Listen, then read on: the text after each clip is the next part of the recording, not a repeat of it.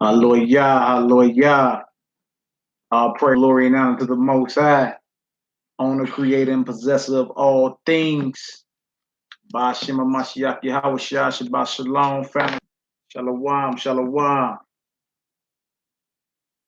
Right. Well, come on with it, she bro. She will say she wanted to be here. On my way, no. It's all good. Right. All you gotta do is hit the door. All praise to the Most High. Shabbat Shalom, family. Shabbat Shalom. Shabbat Shalom to our family. Bang. Yes. Shalom, family. Corn Ben Israel in the house. What it do, he bro? All praise to the Most High. Yeah, another Saturday. The Most High allow us to be with our family and get it in. Y'all see the title, answering the call of the Most High. We're going to go over the story of Gideon today. Gideon. Yes.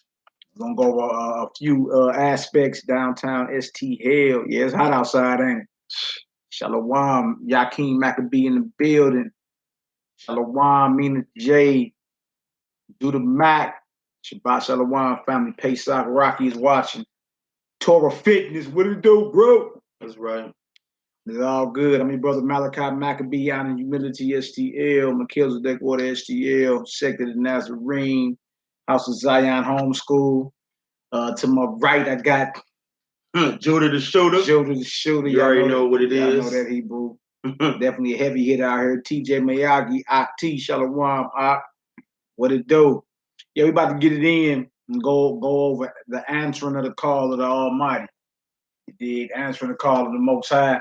And usually when the Most High call you, it's from a low position. It's from a position low, such as a shepherd or someone that's out in the fields or whatever, and he'll call you and give you this knowledge and this wisdom to bring down and overthrow the mighty.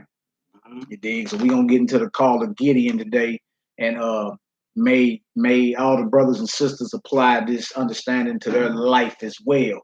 So first and foremost, can we be heard? Give me a 7 if we can be heard loud and clear. They can call Elroy. Ruban, what it do, bro? Boy, you must be at work sneaking. You doing a live on his lesson, y'all. Yeah, tell those who watching. Tell them heathens we don't work on the Shabbat, man. Tell them heathens we don't work on the Shabbat, bro. They tripping. That's right.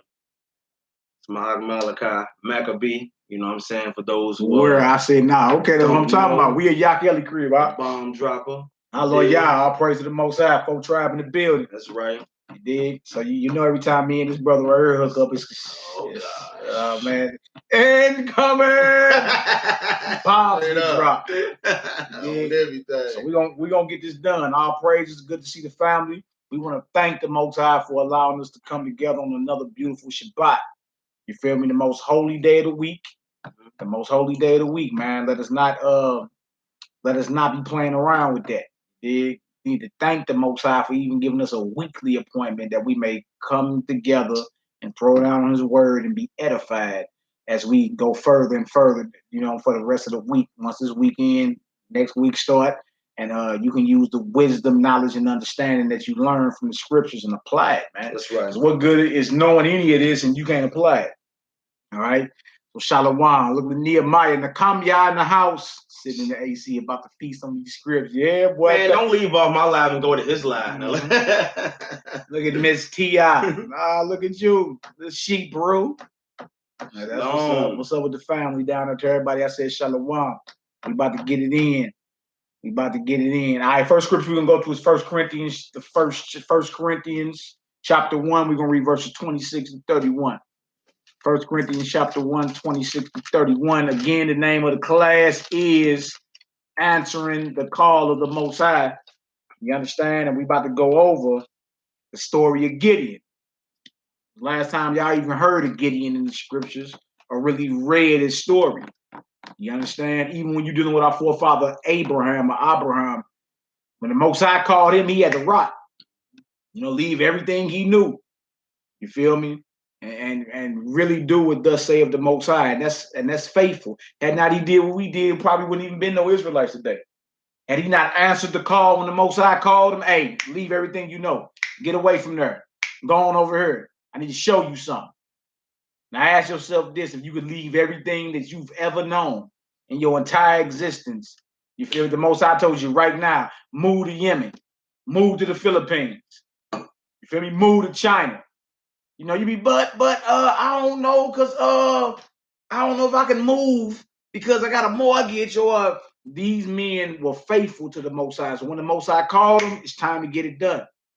And that's the mindset that we need to be in these last days, man. You need to be ready to rock. When the Most High call you, get ready to rock.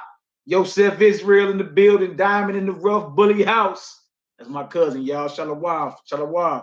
So y'all see the title, Answering the Call of Yahweh, the Story of Gideon. We about to get it in, man. Y'all take notes and y'all apply this to your lives. You understand? So them brothers wouldn't excuse a lot. Nah. No excuses. No excuses. Without men that, matter of fact, give me Acts 15 and 26 real quick. Without men to have hazarded their lives for this, to really put their neck on the line, you wouldn't even have a Bible today. You feel me? Like the sacrifice that was made just so you could be sitting comfortable thousands of years later. You understand? It's overlooked all the time. It's overlooked all the time, man. Men had to lay their lives on the lines for this, man. You feel me? Today you're in a situation where you think you got what's called freedom of religion, so you can be living next to a practicing witch. You feel me? But these brothers here were called by the Almighty and didn't hesitate, didn't bat an eye. You feel me? Didn't matter what they had going on. It's time to get this work done. You feel me? And that's the mindset we need to be in these last days, man. If you ain't got that type of mindset, you're going to fade to black. Strap up a backup. Because you're going to have some type of excuse on why you can't do what the Most High called you to do. You have some type of excuse. You feel me? Your loved ones, your job, whatever it may be. But these brothers here put their necks on the line and hazarded their lives. Let's get this real quick. Acts 15 and 26 real quick. Acts chapter 15, verse 26. God. Men that have hazarded their lives for the name of our master. You see that? Men that have hazarded their lives for the name of our master. Started back at 25. Boy. Got you. Come on, bro. Back it up 25. Yeah. It seems good unto us, being assembled with one accord, to send chosen men unto you. What kind of men? Chosen men unto you. One assembled with one accord, send chosen men. Right? Men that have been called by the Most High. Go ahead, Al. With our beloved Barnabas and Shaul. Right. Men that have hazarded their lives for the name of our master, YHWH HaMashiach. Men that have hazarded their lives. So when you hear us say men that have put their necks on the line, you understand? Men that withstood all type of stoning and tortures and dissolving of families and names being slandered and all that. Whatever you talking about. But what you talking about today is light work compared to what brothers actually had to go through. That brother Paul was stoned. They thought he was dead, which means they saw him give up his ghost. They saw him give up his last breath. Most High like, nah, you ain't done yet. You did. Go back a chapter for me. Acts 14, 19 through 22. The book of Acts, chapter 14, 19th verse. And there came thither certain Jews from Antioch and Iconium who persuaded the people. And having stoned Shaul. Having what? Stoned Shaul. Having stoned Shaul. They stoned the brother. This ain't throwing Skittles at him. They was hurling boulders at him, man. You understand? If you want to get a brief description of that, just look in or YouTube Mid-East stonings that happening to this day, and you're gonna be like, whoa, that's horrific. That's horrific. They stoned this brother, right? Go ahead. Drew him out of the city, supposing he had been dead. You see? If you think somebody dead, if you've ever seen someone die before, I have, and you watch somebody take their last breath, you feel me? It ain't no mistake. Like, you know that person's dead, man.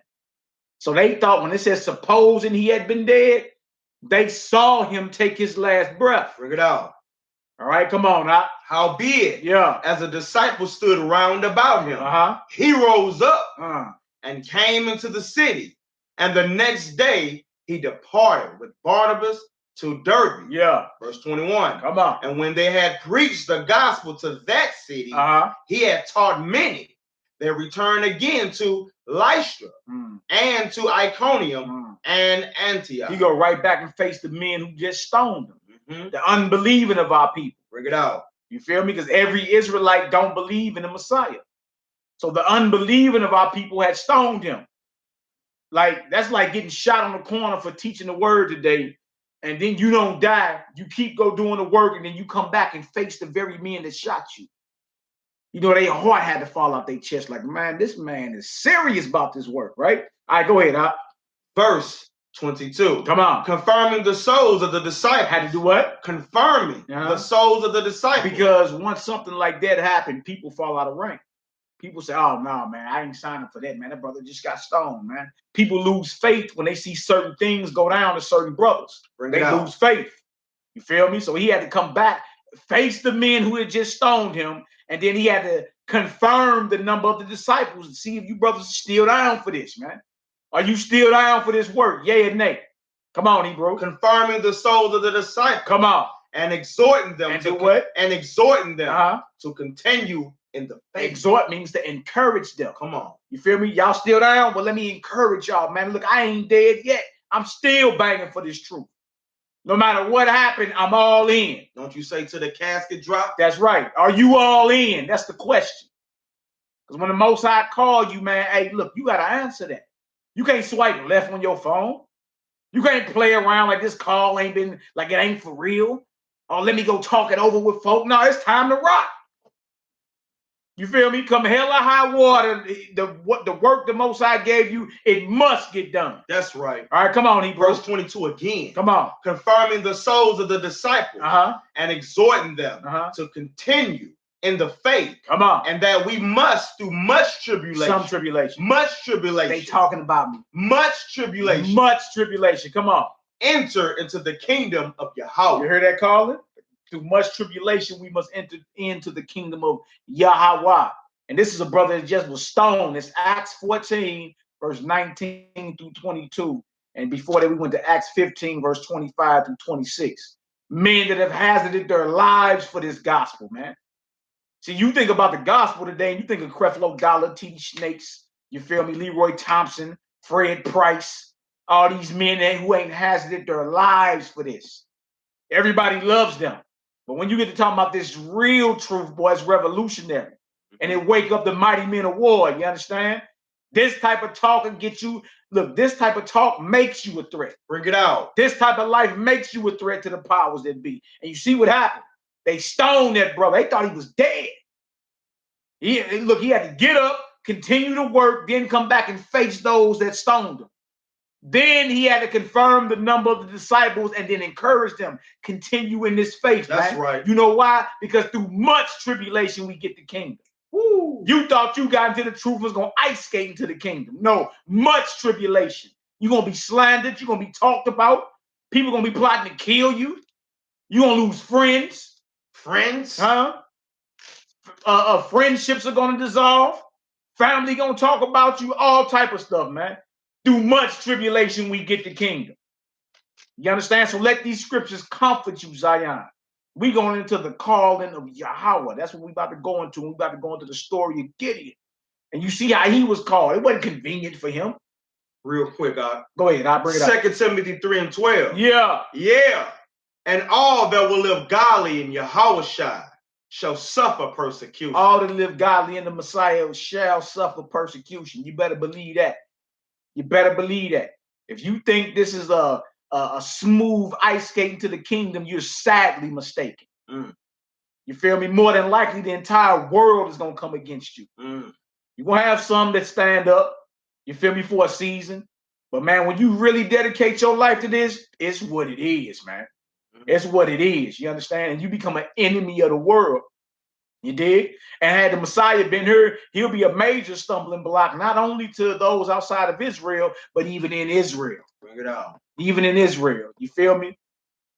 Because when you're done talking, everybody don't live this life. Some people know what day the Sabbath day is and know what they can eat and can't eat, and the bus stops there. They know about Deuteronomy 28, Leviticus 26, the bus stops there. But when you really apply Torah, when you really apply this word, you understand? You become born again, man. And look, everything you breathe, speak, everything you think is revolutionary. You feel me? It's something that's totally against the status quo or the powers that be. You dig? So we're going to start this off in 1 Corinthians 1. I just wanted to go there first. Now, 1 Corinthians 1, we're going to read verses 26 through 31. All right? 1 Corinthians 1, verse 26 through 31. All right? Y'all on YouTube, give me a 7 when y'all get up in there. Give me a 7 when you get up in there. That's right, so yeah, he didn't do it to the end, bro. That's right. Straight up. That's right. You better be ready to be persecuted for this walk, man. The Most High called those. Feel me? Peter and them was fishermen. That's right. You feel me? They weren't princes. They weren't noblemen. They weren't like Prince Harry and Prince William. You understand? Paul was a tent maker. You dig? David was a shepherd that was fighting lions and birds. Gideon was threshing wheat. He was a field Negro. You know what I'm saying? But that's how the Most High work. He called the low to confound the mighty, man. That's beautiful. That's beautiful. You feel me? Because a lot of people today would be on some, oh, no, them brothers, what you mean? What kind of career does he have, Sandra? What do you mean? Man, you're a servant of the Most High. Today, you gauge everything based off a career a Negro has or a career woman has, and not even tripping off, all this is on its way out the door. You ain't gonna be able to brag to the Most High about your 401k. Huh? Your retirement benefits. You bragging about Babylon and none of that'll cash you into the kingdom. That's what you bragging about. All right? So let's get into this, man. Let's get into this. 1 Corinthians chapter 1, where we going first, family. I throw a 7 up in there if we can be heard. 1 Corinthians chapter 1. Answering the call of Yahweh. Story of Gideon. We're gonna drop a few base scriptures real quick, foundation scriptures, should I say, and then we're gonna get into the story of Gideon. That's right. Beautiful story, man. Beautiful story about a stand-up brother. Could have came up with excuses like most of us do today. Could have said, no, but my mama biscuits. He could have did all that. He didn't. He stood strong. And much love to that brother Azrael, man. Shalom, bro. Yeah, he be posting the scriptures as we be posting them. Hallelujah. Yeah, he did that in the lesson yesterday I did on polygamy. Okay. Hallelujah. May the Most High bless you for your work, Hebrew. That's right. May the Most High bless you for your work. Look at Nehemiah. He said he in the AC. I feel you, Hebrew. I ain't mad at you. But you know Nick Rose panic when the AC go out, right? Are we really ready? Hey, man, Judah ain't no Hamite, man. And I told he always go, yeah. I told him the other day, man, you gotta be careful. Some of them Hamites is gonna be wiped off the earth, man. You reading when I'm reading that book of Jubilees, I think the Philistines and somebody else, boy, most I say, look, they're finished. They're finished. Man. You dig? It's all good. 1 Corinthians chapter 1. Let's get it out. All right. 1 Corinthians chapter 1, 26 verse. For you see your calling, brethren, how that not many wise men after the flesh, not many mighty, not many noble are called. You see that? Not many wise, not many mighty, and not many noble. Trip off like the wisest person you think about today. One of them heathens just died. Stephen Hawking. It was saying he was like the smartest man on the earth. He was confined to a wheelchair and had to sip everything through a straw and had to speak through a microchip in his brain. Right? You'd have thought somebody like that, who the world decrees is wise, would have brought you this truth. The next one says, not many mighty. You understand? Like you'd have thought somebody like who y'all been arguing over, LeBron James. Huh? Or some fancy football player or some fancy track athlete would have brought you this. Then it said noble. You'd have thought the Queen of England would have brought you this. You understand? The Prince of Zamunda. One of the princes over in Saudi Arabia. You'd have thought somebody that was either wise according to the flesh, mighty according to the flesh, or noble according to the flesh. No, the scripture say they not called. Trip off that. The people that are famous, that the world decree is either wise, mighty, or noble, the Most High ain't even called them. You see that? Come on, Hebrew. Verse 27. Yeah. But Yahweh have chosen the foolish things out of the world to confound the wise. You see that? Now that's crazy because you got scriptures that say we are fools. We are fools for Christ's sake. Right? What you said, you are also an anti-white racist cunt, right? Look, our people can't even, we don't have the power to block you from getting employment because of your race, woman. What are you talking about? Get off our chat with all that madness. What it is you heathens are mad that we done found out that we are God's chosen people. Now everything we teach is racist. We ain't got no power to deny you devils, no type of employment, to deny you devils housing. You understand? We ain't got no power to do that. How the hell you call us racist? Do we believe our people are better than yours? Yes. That's what the Bible says. But how dare you call us racist because we believe in the truth? You got something you want to pull? The book of Deuteronomy, chapter 7, verse 6. Go ahead. But thou art an holy people unto the Lord thy God. The Lord thy God have chosen thee to be a special people unto himself, above, equal to, above, beneath, above, come on, all people that upon the face of the earth. Flat out, that's the words of God. God chose Israel to be above you devils. It's just what it is. It's just what it is. The fact that we know the truth now, everybody want to call us racist. You dig? Yes, we believe we're better and above you. Yes. You feel me? Just a little bit of look at TV will show you that. You understand? But we don't got no power in your kingdom to deny you employment, to deny you housing. You understand? To deny you education. Y'all mad because we done found out what this truth is, man.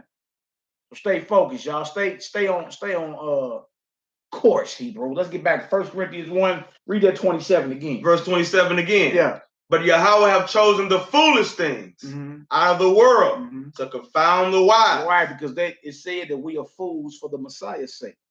So the Most High chose things that are despised by the world to confound the wise of the world. That's how the Most High get down. He'll take you right out the ghetto. He'll take you right out the projects. You feel me? He'll take you right out of any situation where the odds are stacked against you and raise you up on high. You feel me? Just like he did Joseph in Egypt. You understand? Sold into slavery, was in prison 12 years. You understand? And raised him up to be the second in command in Egypt. The Most High does this all the time. All right, what else to say?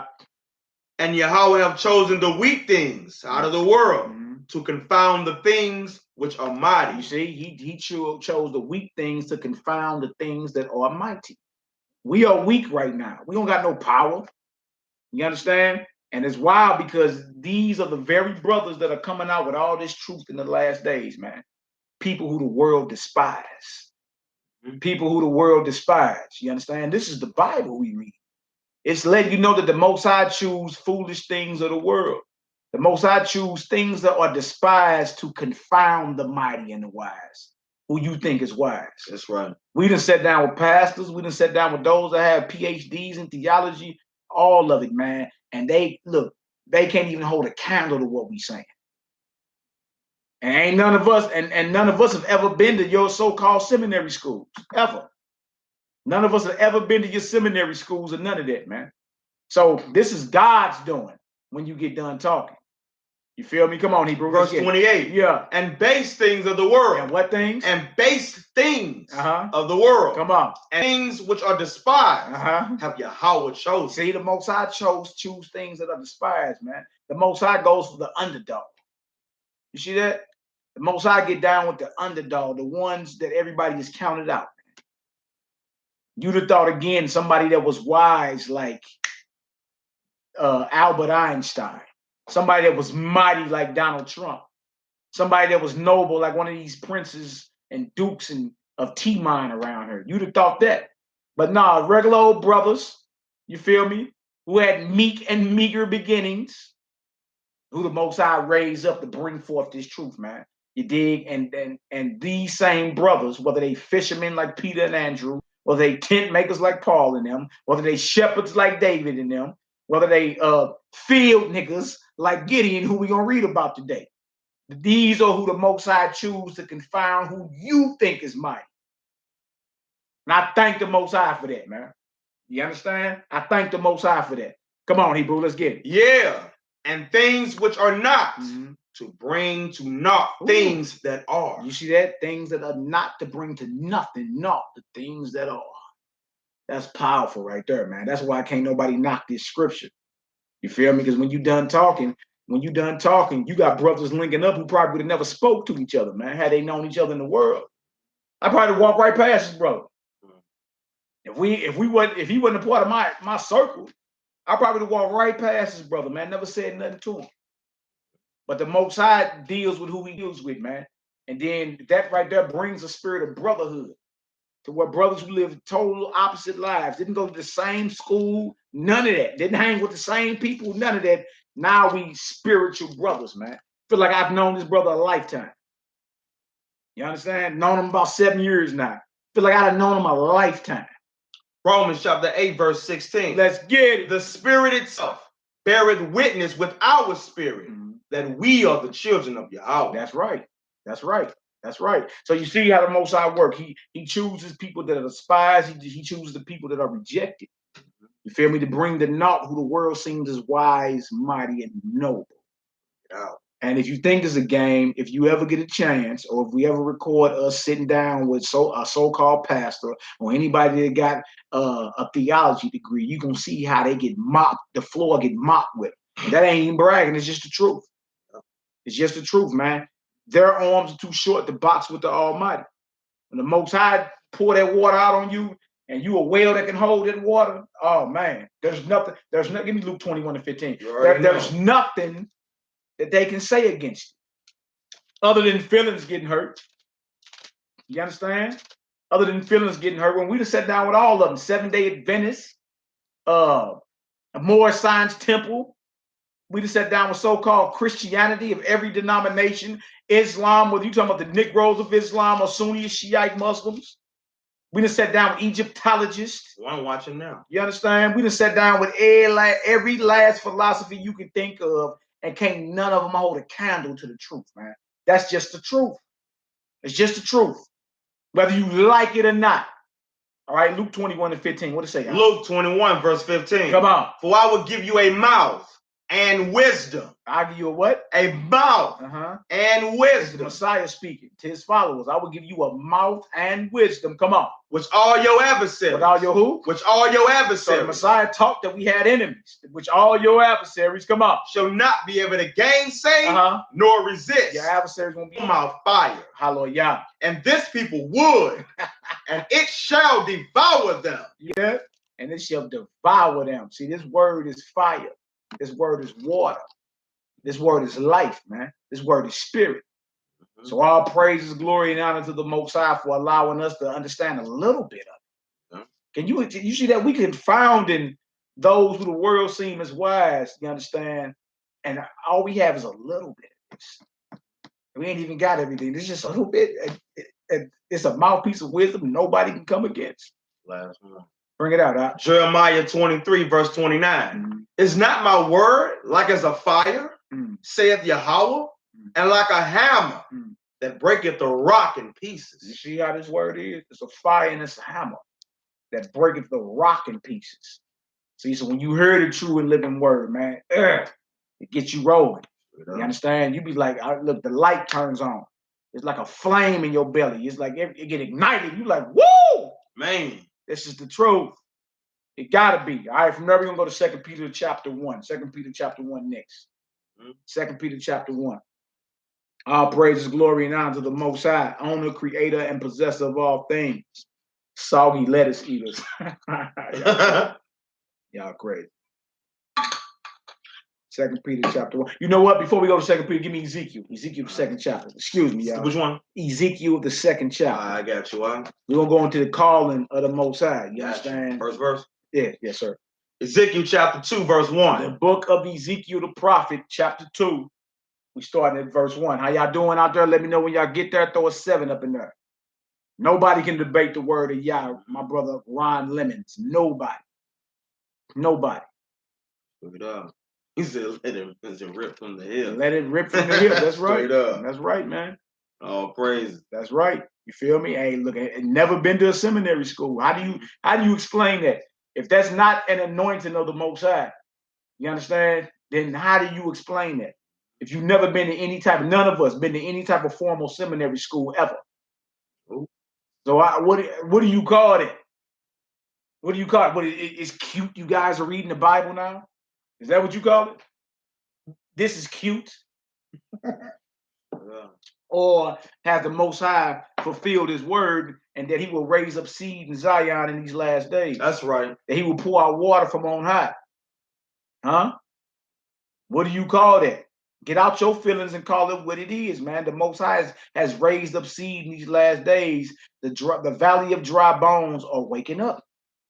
Are waking up. And we dropping the hammer. That's right. That's right. We in Ezekiel, the 2nd chapter. Kitten and puppies is cute. This is a fiery sword. That's right, out here. That's right. All right, let's get her done, Hebrew. Ezekiel chapter 2, verse 1. Yeah. And he said unto me, Son of man, stand upon thy feet, and I will speak unto thee. And the Spirit entered into me when he spake unto me, and set me upon my feet. Then I heard him that spake unto me. Yeah. And he said unto me, Son of man, yeah, I send thee to the children of Israel. Right. To a rebellious nation. What kind of nation? Rebellious nation. To a rebellious nation. The children of Israel to a rebellious nation. You see? So Ezekiel, who was an Israelite, was sent to his people, children of Israel, to get them in line, to establish order out here, right? Go ahead, Op. And he said unto me, Son of man, yeah, I send thee to the children of Israel, to a rebellious nation that have rebelled against me. They and their fathers have transgressed against me. Come on. Even unto this very day. See that? And that's happening even until today, right now, man. If you still involved in Christmas tree ducking, Easter egg hunting, you're a rebel in the eyes of the Most High. If you still involved in Halloween, even though the pastor try to dress it up and call it trunk or treat, you're a rebel. You're in rebellion. If you still involved in gang banging, if you still involved in fraternities and sororities, if you still a Mason, if you still an Eastern Star, you are in rebellion to the Most High God, man. The Most High tell you love no false oath. We already under a blood covenant. We already under a blood oath. You see? So he said, my people have rebelled against me, even unto this day. Let's read out. For they are imputed children. They are what? Imputed children. Come on. And stiff-hearted. And who? And stiff-hearted. I mean, we hard-headed. You can't tell us nothing, man. The Negro today believes he has it all figured out. You understand? The whole time he has become an enemy of Yahweh, Yod-Heh-Wah. He's become an enemy of his God. You feel me? Because he's stuck doing what he wants to do instead of what he's commanded to do. Let's read. I do send thee unto them, and thou shalt say unto them, thus saith Yahweh God. No, give him opinion. Thus saith Yahweh God. Dr. Feelgood. Thus saith Yahweh God. You see, Ezekiel was called by the Most High, and he was told, look, I'm sending you to your people. They're rebellious. They're not going to listen, but you know what? You know what? Tell them what I told you to tell them. You feel me? Tell them Yahweh sent you to tell them. And that's our only job, y'all. Our job ain't to water down iniquity. Our job ain't to play with your feelings about nothing. Our job is to tell you what the Most High commanded us to tell you, man. That's our job. Now, is that going to get us liked by everybody? Of course not. Of course not. You feel me? Are we going to lose friends and family members behind that? Of course. Of course. But if you called by the Most High, you not called so you can, join a smooth social club. You called to warn your people of the impending judgment that's coming if they don't get this thing right. And you can't give them your opinion. You can't give them no feel good. You got to tell them what thus saith Yahweh, period. All right, let's read. And they, whether they will hear, right, or whether they will forbear. Whether they hear or they don't. Go ahead. But they are a rebellious house. Ooh, you can't tell the Negro. You can't tell Israel nothing today. Well, if you tell your people, you know you ain't supposed to be eating that, right? You know we're not supposed to be celebrating that, right? You feel me? You know she got a man. You ain't supposed to be talking to her, right? Huh? You know that's a lifestyle you're not supposed to be living, right? Well, you'll get cussed out. But the scriptures say whether they heard or whether they forbear, right? Come on. For they are a rebellious house. Our people are rebellious. Come on. Yet shall know that there have been a prophet among them. Yeah. And thou, son of man, be not afraid of them, neither be afraid of their works. So then he tells his prophet, Ezekiel, man, I don't care if they mean mugging and shoulder shrugging. I don't care if they got hand cannons on their hip. I don't care what they talking about. We were commanded, you feel me, to not be afraid of our people, man. Don't tell them they're rebellious, whether they hear or forbear, they rebellious anyway. And then he charged those to speak his word. You better not be afraid of it. You see? So when we go out in them streets and we face our rebellious people and look them right in their face and let them know what time it is. You understand?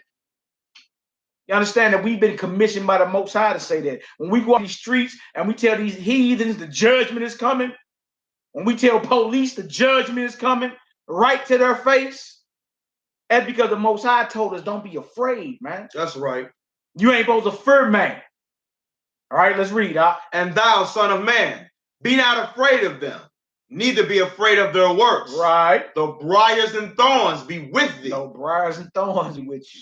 Come on. Rebels. Yeah. Man. And thou doest dwell among scorpions. And you dwell amongst who? Scorpions. Those are snakes. You feel me? The Messiah was calling Pharisees snakes. Vipers. Niggas, vipers. Snakes. You do your bidding of your father, the devil. Bring it out. You see? When that come out, that don't feel good. That don't feel good to who is being said to. Dang, that ain't no man of God. So if somebody came out and said what the Messiah did in John chapter 8 today, you would swear that he was not a man of the Most High God. You would swear that. Because you believe a man of the Most High God only uses his inside voice. And whenever he raised and started roaring like a lion, oh my God, that's not of God. So what Bible are you reading? How else are we going to wake up a slumbering people? Wakey, wakey, eggs and bakey. Huh? In the Mr. Rogers spirit, would you be my neighbor? Huh? Straight up. Playing patty cake? How else you finna wake up these hard-headed Negroes in these streets? Bring it out. Playing? No, man. Look, I only know one way. I only know one way. You understand? And being it is what it is, we've been called to do it, period, man. Your feelings have nothing to do with what we talking about. All right, go ahead. Be not afraid of their words, nor be dismayed at their looks. Right. Though they be a rebellious house. He said, I don't care what they say to you or how they looking. And you know, boy, we can get some of the coldest mean mugs. Boy, a Negro look at you like, yeah, all right. Because you already know, just based off the look. People that have been killed off somebody looking at them the wrong way. But the prophets of the Most High were told, I don't care what they saying. I don't care how they looking. Get this work done. Straight up, man. Tell them I told you to tell them. Go ahead. I was out with streets one day with Yaki the Gunner, Uriel. Man, we was out in the hood. Asked dude, what's your nationality? He pulled out his guns and money. And we blamed on him with the scripture. Yeah. You think we finna be scared of that? Yeah, that happened a few times. That happened a few times. Right. You feel me? And we roar even louder. Straight up. We roar even louder where they be looking like what manner of niggas are these? Niggas is crazy. They got Bibles, but they ready to go for it. They really believe that. You feel me? They keep it pushing. That's what the world need to see, man. We talking about strong Hebrew men. You feel me? They got the fire of the Most High in their belly and ready to rock. Men who have hazarded their lives for this truth, man. That's somebody that put their neck on the line. You talking about under the threat of death? And look, you wax even bolder? He wax more bold? Man. All right, come on, Hebrew. Verse 7. Yeah. And thou shalt speak my words unto them, whether they will hear or whether they will forbear. But they are most rebellious. Wow. But thou, son of man, hear what I say unto thee. Be not thou rebellious like that rebellious house. See, if you called to teach this word and to tell the Most High's message, you are commanded not to be like your rebellious people. It must be a difference. They must see a difference. You understand? We Israelites, we warriors of the Most High. We not thugs. You understand? You daughters of Sarah, daughters of Zion. Y'all not strippers, whores. You're not none of that. Look it out. You understand? We've been called to a higher calling. You understand? So when they see us, they should see something totally different than what they see when they turn it on BET. Totally different. Totally different, man. We are not of the world. And look, and don't love it at all. All right, go ahead. Open thy mouth and eat that I give thee. Verse 9. And when I looked, behold, an hand was sent unto me. Yeah. And lo, a roll of a book was therein. And he spread it before me. And it was written within and without. And there was written therein lamentations, mourning, and woe. See what was written? He told him, eat this roll, man. So the Bible ain't just smooth and sweet. It's also bitter. You feel me? He said lamentation, mourning, and woe. Because he was told, he was commissioned by the Most High, you understand, to get Israel in line. And you can't get Israel in line playing around with them, boy. You'll be joned out the house. You better know what you're talking about when you come professing this. You understand? You better know what you're talking about. Let's drop that and go to this 2 Peter we was going to roll to. Yeah. 2 Peter, the first chapter.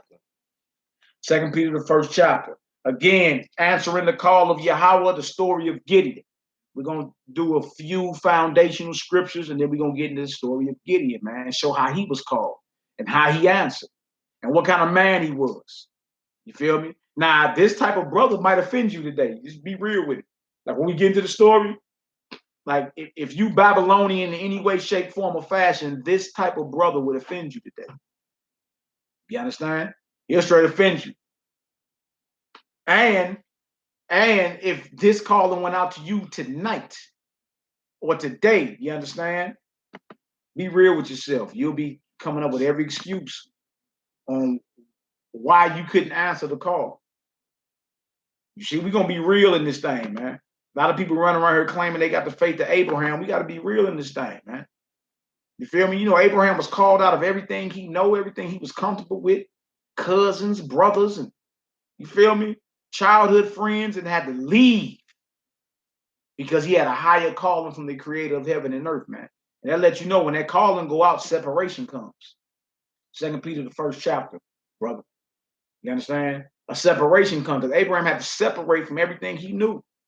He lived in Ur of Chaldea, which was Chaldea is the country, the capital of Chaldea was Babylon. He lived in Ur of Chaldea. That's like living in the United States of America. He didn't live in DC, which is the capital. He lived like in a St. Louis. And he had to live everything that he knew, everything that he was comfortable with.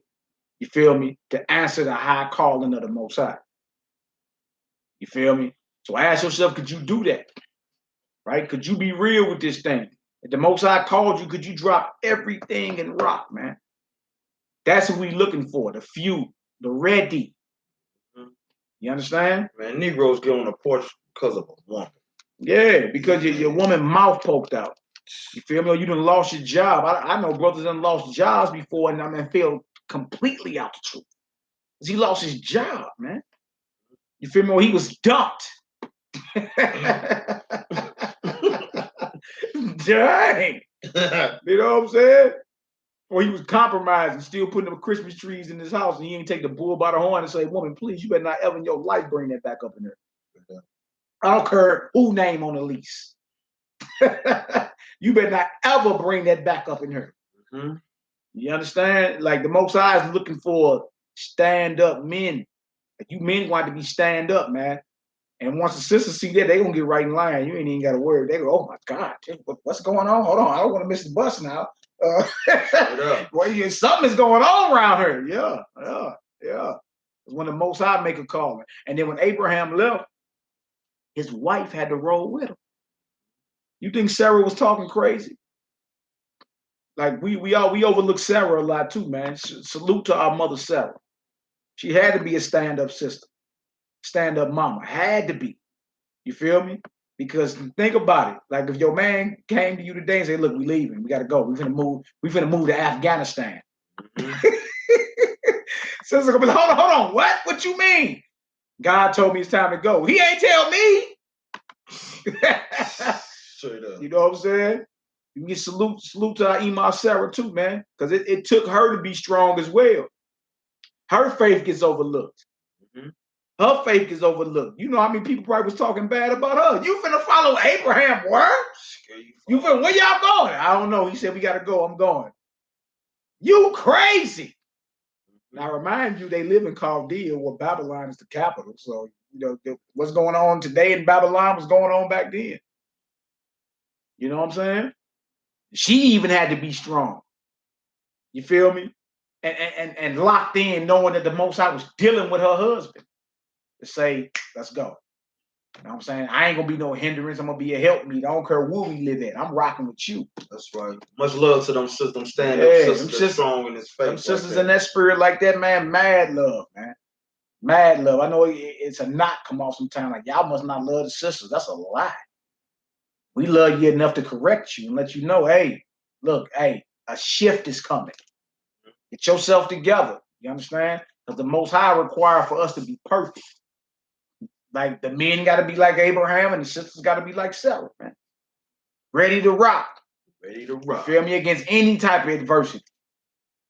It is what it is. You feel me? So don't get it twisted. We love the daughters of Zion. We love them. And we love you enough to tell you when you're going off. Get that together. Now, if we didn't love you, we'd be like, hell with you. Just destroy yourself. Whatever.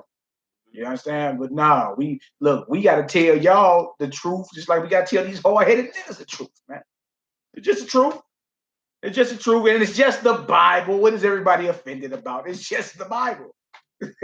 Bring out the precept, Bob. What you got? Deuteronomy chapter 18, 13th verse. That's right. Thou shalt be perfect with the Lord thy God. Thou shalt be what? Perfect with the Lord thy God. We supposed to be aiming to be perfect, man.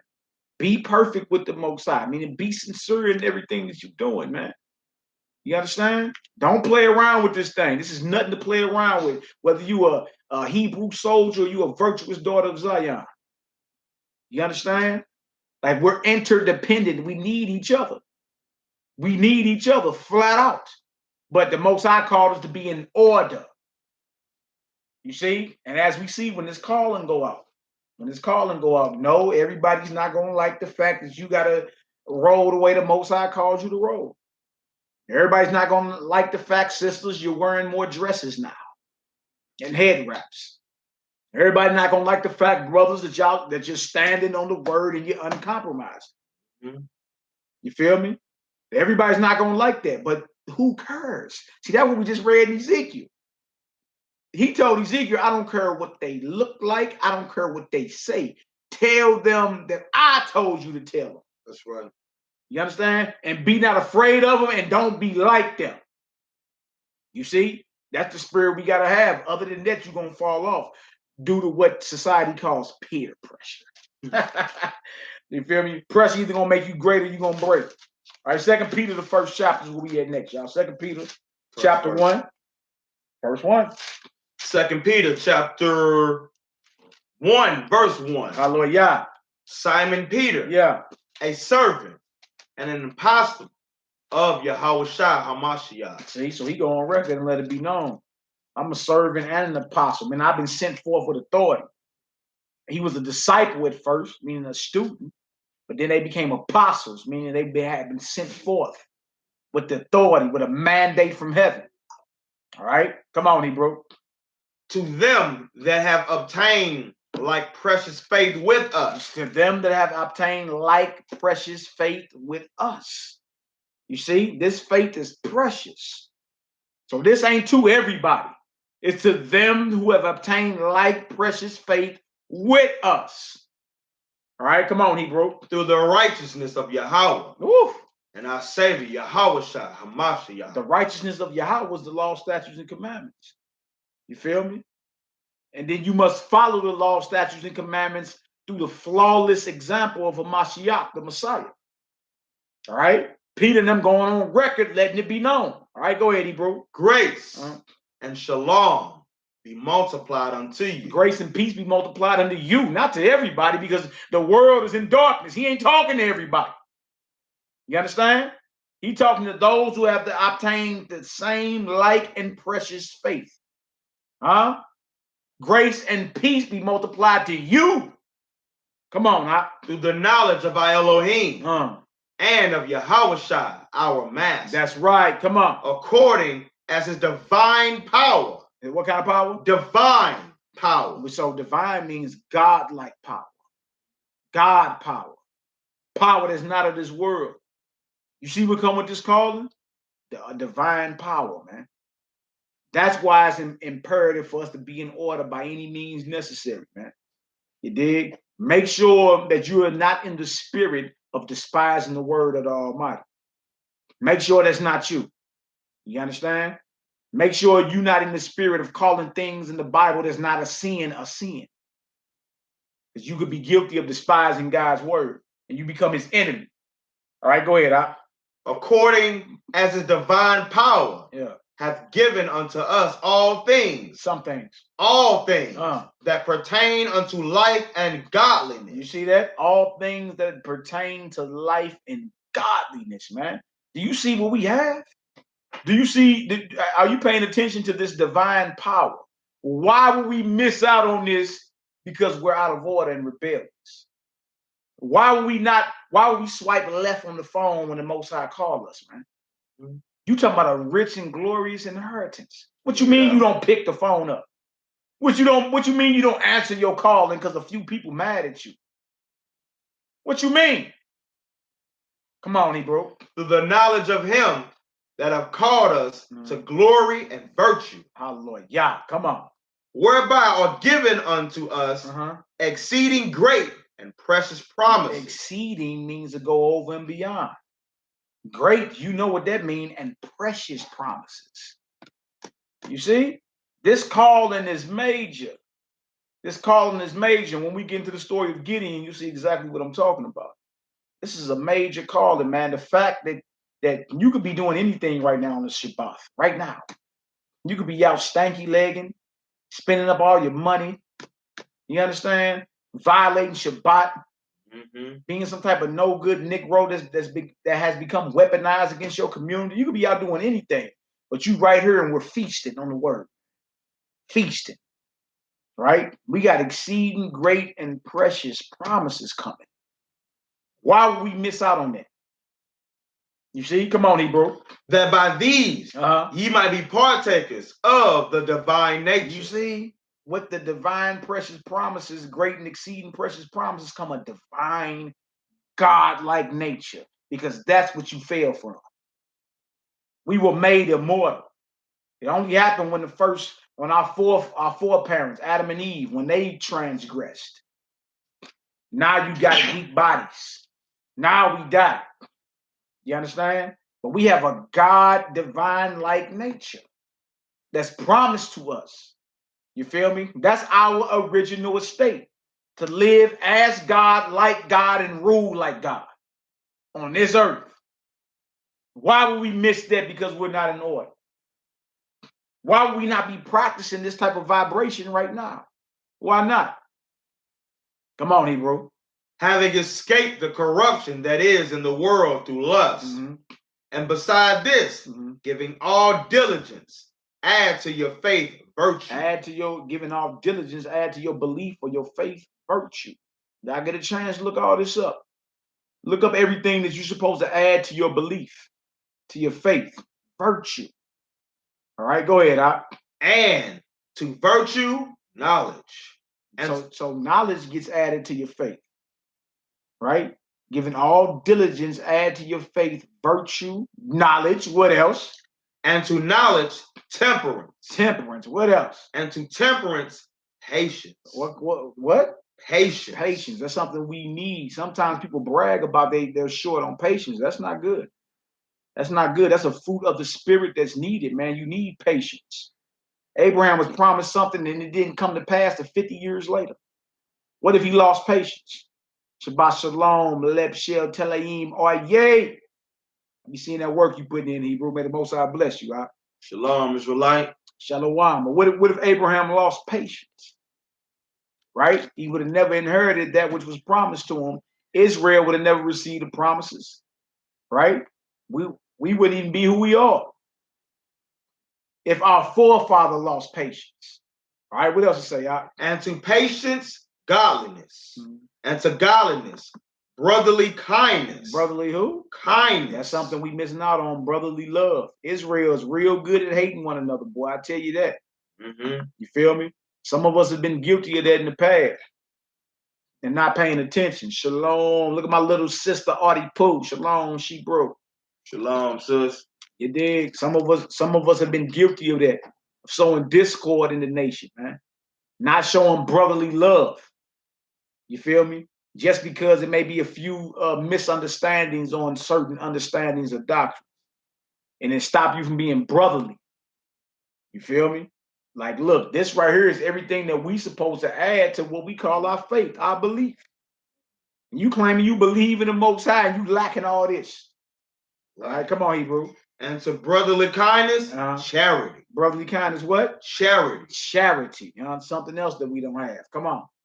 For if these things be in you and abound. And what? And abound. If these things be in you and remain. Go ahead. They make you that ye shall neither be barren nor unfruitful in the knowledge of our Master, YHWH HaMashiach. You see, you won't be barren or unfruitful. If all these things that you add to your faith, virtue, temperance, patience, brotherly kindness, knowledge, charity, if these things be in you and remain, you'll never be barren nor unfruitful. Meaning what? You a vessel the Most High can use. You understand? To bring forth this word. So make sure you add all these things to your calling. You believe this. You've been called into this truth. You believe this, right? So all these things must be added to your faith. All these things must be added to your faith. Virtue, knowledge, temperance, patience, brotherly kindness. You understand? Charity. And if these things be in you and remain and abound, you'll never be unfruitful. You feel me? You'll never be barren. You're a vessel that the Most High Yah can use to bring forth his light in a world full of darkness. Shabbat Shalom, Terrence Butler. What up, Hebrew? All right, Hebrew, let's get it. Verse 9. Yeah. But he that lacketh these things is blind. He that what? He that lacketh these things is blind. He that lacketh these things are blind. Huh? Come on. And cannot see afar off. Come on. And have forgotten that he was purged from his old sins. Yeah, you feel me? So you may be able to see with these two eyes, but spiritually you blind if you lack these things. You know, it's people that brag that they don't have these. You're bragging? It's like bragging about being blind. You see? Bragging about being blind. No, man, this is nothing to be proud of. If you've been called by the Most High, if you believe what it is, you understand? Then guess what? You need to add to your faith all these things. That way you'll never be unfruitful. Never be. All right, go ahead, Hebrew. Verse 10. Yeah. Wherefore, the rather, brethren, give diligence. Give what? Diligence. Come on. To make your calling and election sure. Give diligence to make your calling and your election sure. Diligence means to be steadfast. Stay on it. This is a constant thing, man. You can't be a part-time brew. A what? A part-time brew. One more time. A part-time brew on the sideline. You can't be a part-time Israelite. I can't even be around part-time. Or you just an Israelite on the Sabbath day. You understand? But the world don't know no difference. You know how many times I ran across people that know a brew and they hear what I'm saying and be like, dang, man, I didn't even know that. I'm like, hold on, how you ain't know that if you knew him? Right. He the type to put his candle up under the table. I see. Yeah, you're a brew when the brew's around. Yeah. Or around the feast days. Yeah. Y'all stay focused on the channel, man. It's something about on the Sabbath, boy. These demons come out of everywhere, trying to distract. You feel me? A brew for social media. It's like a moth to the flame. You understand? So y'all stay focused. You know what I'm saying? We'll kick a few people up out of here. Nehemiah, give me a 7 if you're still listening. I'll make you an admin and you can just start boot camping whoever is off. You throw me 7 up there, Nehemiah, if you're still listening. All right, we're being very effective, Zion. The devil's busy today. Yeah, the devil is busy today. Right? Well, we must be doing what we called to do. Shalom, family, right on for your generous donation. All right, so give all diligence to make your calling and your election sure. For if you do these things, you shall never fail. You shall what? You shall never fail. You'll never fall off if you do these things. You feel me? If you add to your faith and your belief all these, you'll never fall. All right, come on now. Verse 11. For so an interest shall be ministered unto you abundantly into the everlasting kingdom of our Master and Savior YHWH HaMashiach. Notice it said an abundant entrance. Don't you want an abundant entrance into the kingdom? Come on, let's get it. Verse 12. Wherefore I will not be negligent to put you always in remembrance of these things, though you know them, and be established in the present truth. Yeah, I think it meet, as long as I am in this tabernacle, to stir you up by putting you in remembrance. I got to put you in remembrance. Feel me? He kept saying, bring into remembrance, call into remembrance the former things. So Peter's saying, as long as I'm in this body, I got to remind y'all that's coming up in this truth of what this thing is really about.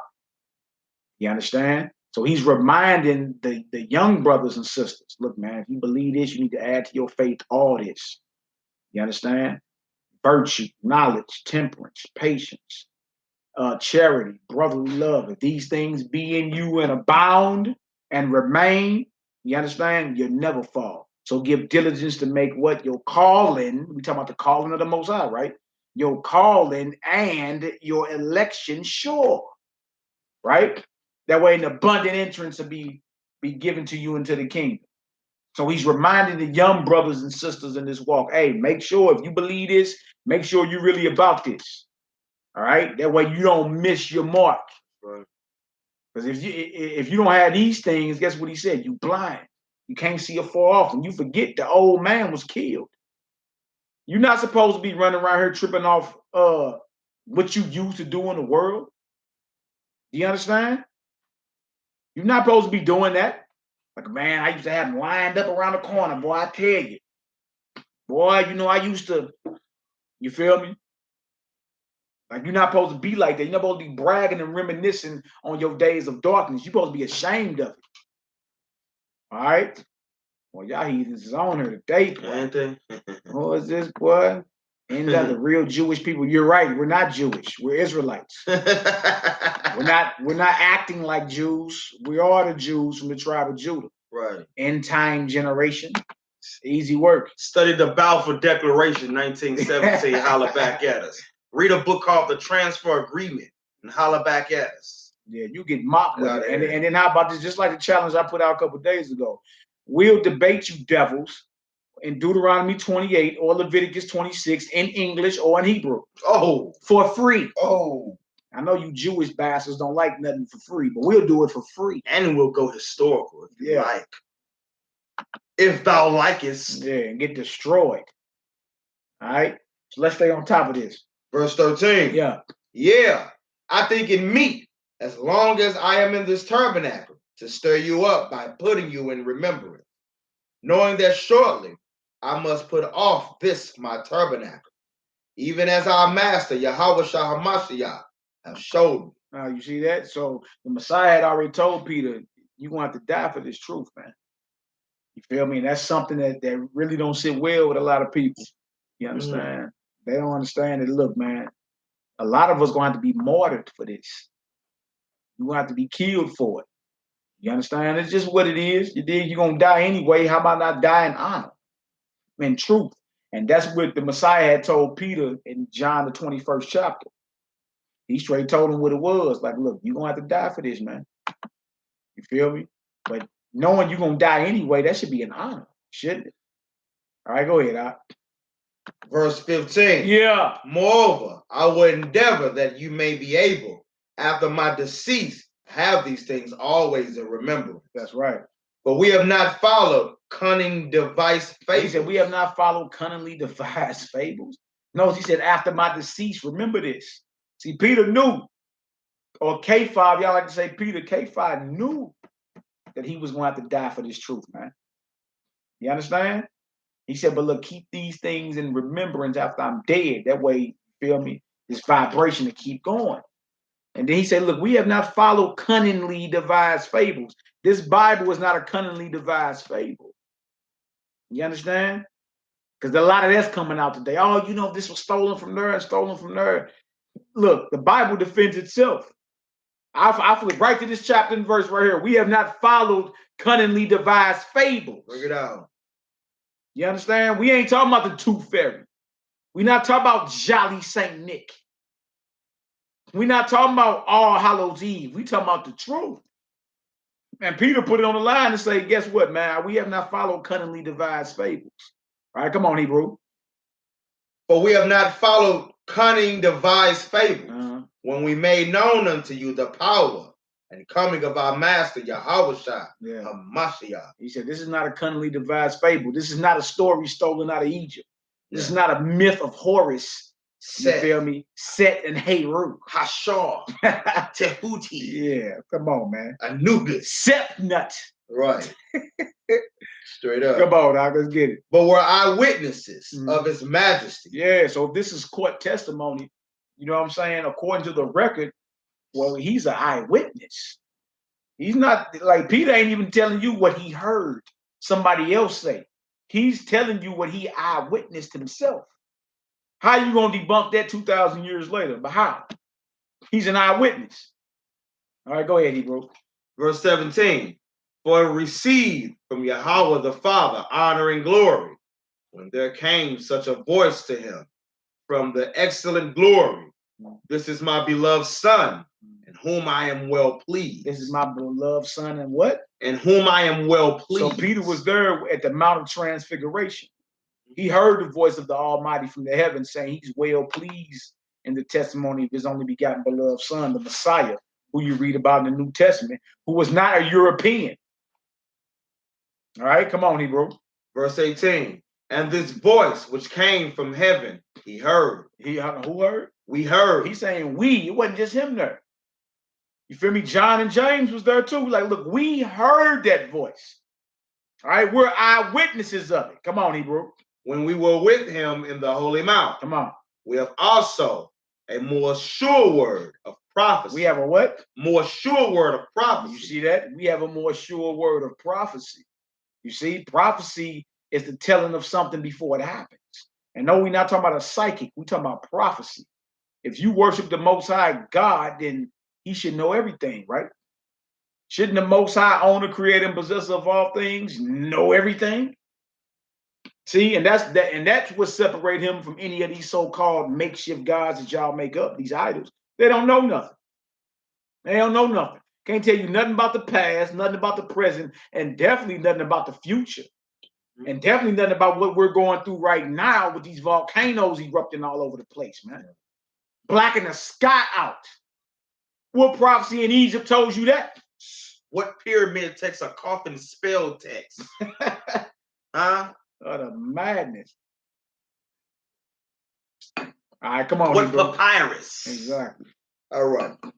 Verse 19. We have also a more sure word of prophecy, whereunto you do well, that you take heed unto a light that shineth in a dark place, until the day dawn, and the day star arise in your hearts. Yeah. He said you do well if you took heed to what we're saying. You feel me? Like if a light was on, you feel me, or a small light was on in a dark room, you naturally gonna attract to the light. And he's saying that, like, look, we got a more sure word of prophecy. You do well if you take heed to what we're saying, just like a small light came on in a dark room. You naturally gonna gravitate to the light over there. Right? He's saying, look, we have a more sure word of prophecy. This was not a cunningly devised fable. We was eyewitnesses. We heard it. And you do well if you take heed to what we're talking about. It sounds like this brother is very sure about what he's saying. All right, not a whole bunch of couldas, shouldas, and wouldas, or might be's. All right, come on, Hebrew. Verse 20. Knowing this first, that no prophecy of the scripture is of any private interpretation. No prophecy of this Bible is of any private interpretation. None. And Most High bless you, Louis V. Baby. You understand? No prophecy of these scriptures is of any private interpretation. So it ain't like, you know what I'm saying, that's your interpretation. No, we got the witnesses, we got the precepts. That's what it is. That's right. There is no private interpretation of the scriptures at all. Bring it out. All right, come on, Hebrew. Verse 21. Yeah. The prophecy came not in old time by the will of man, right? But holy men of the Most High spake that they were moved by the Ruach HaKodesh. You see? The Holy Ghost. See? This didn't come by the will of man. In other words, man didn't wake up and yawn and say, gee, I'm going to come up with a Bible and I'm going to make characters and I'm going to do this and I'm going to do that. No, he said this didn't come by the will of man, but holy men of Yahweh spake as they was moved by the Ruach, moved by the Holy Spirit, the Ruach HaKodesh. That's right. You see? It is what it is. All right, was you done with that? Yep. All right, let's go to Ephesians 1 real quick. Ephesians 1, 15 through 23 is where we going next. And then we're going to get into the story of Gideon and how ancient brethren of ours answered the call of the Almighty. You see? That's the thing. When the Most High called you, are you willing to drop whatever you got going to answer this high calling? Or you going to make excuses? What you going to do? From your friends, family, loved ones. I don't know. I don't know.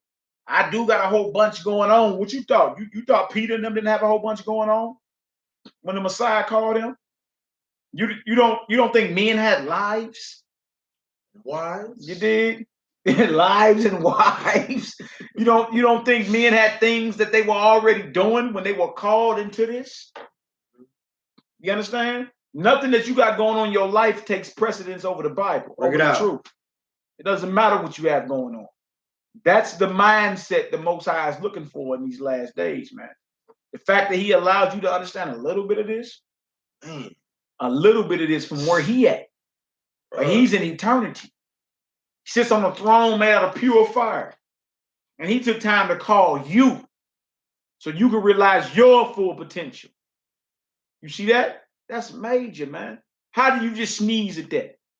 How do you just sweep that under the rug? The Most High called you from where he at. You gonna answer? You gonna answer the high calling from the Most High? Or you gonna come up with an excuse? Imagine if Christ, Messiah, came up with an excuse. Imagine if all the disciples came up with an excuse. Imagine after Paul got stoned in Acts 14, he said, that's enough for me, man. I can't do this no more, man. I just got stoned, man. Huh? What if these men and women that put their life on the line for thousands of years came up with an excuse like you do today? Yeah, where would we be? All right, go ahead, Hebrew. Romans chapter 13, verse 11. And that knowing the time, that now is a high time to wake out of sleep. But now is our salvation nearer than we believe. Yeah, now is our salvation nearer than what? Than we believe, man.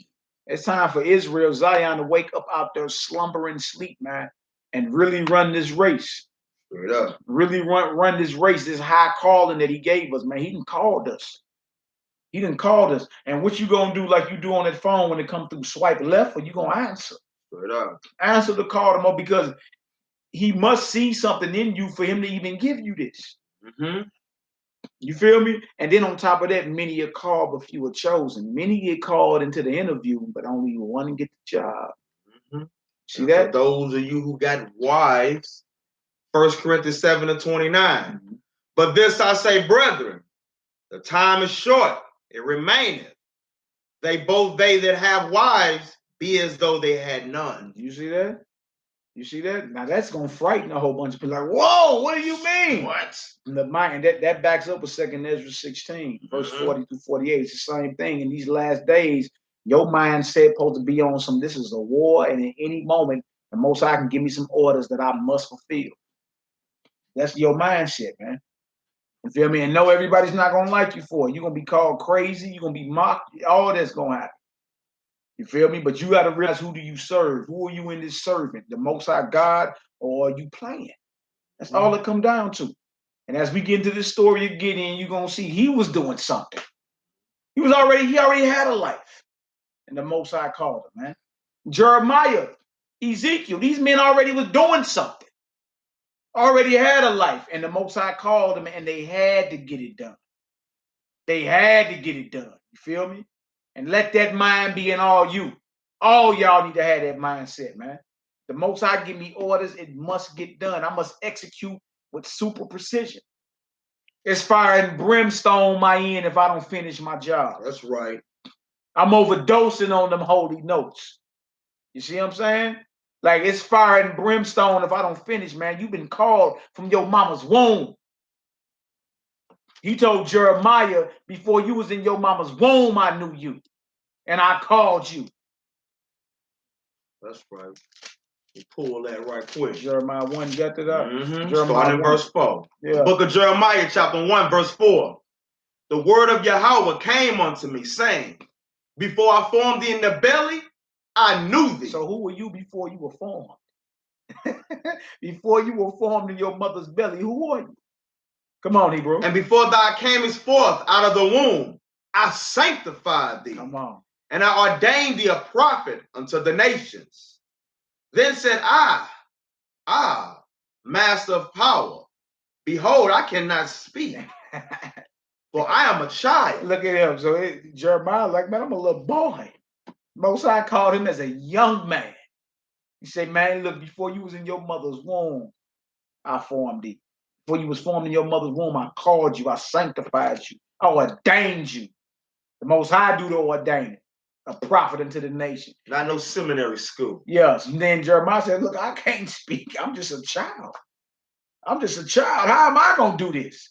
Right? Go ahead, Hebrew. What does it say? Verse 7. Yeah. But the master said unto me, say not, I am a child. No, there are no excuses. If the Most High called you, he know what he's doing. Okay? Say not, I am a child. Come on. For thou shalt go to all that I shall send thee. Yeah. And whatsoever I command thee, thou shalt speak. Be not afraid of their faces. Wait. For I am with thee to deliver thee, saith the master. Saith who? The master. Saith the Most High. I am with you to deliver you. Don't be afraid of their faces. He told Ezekiel, it don't matter what they're saying. So what?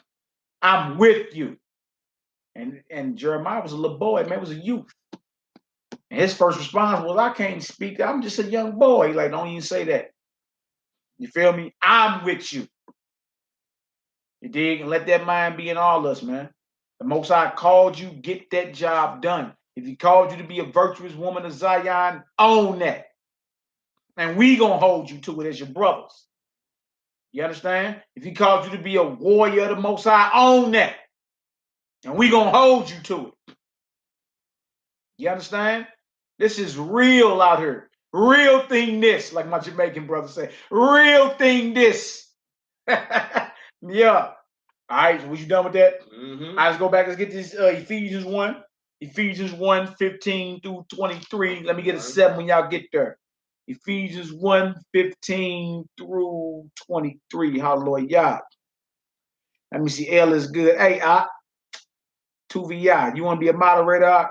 You or Ed. I make both of y'all moderators real quick. Hey, y'all throw whoever out tripping, all right? Hey, man, this deal moving fast. I'm going to make Ed and 2VI moderators, man. All right?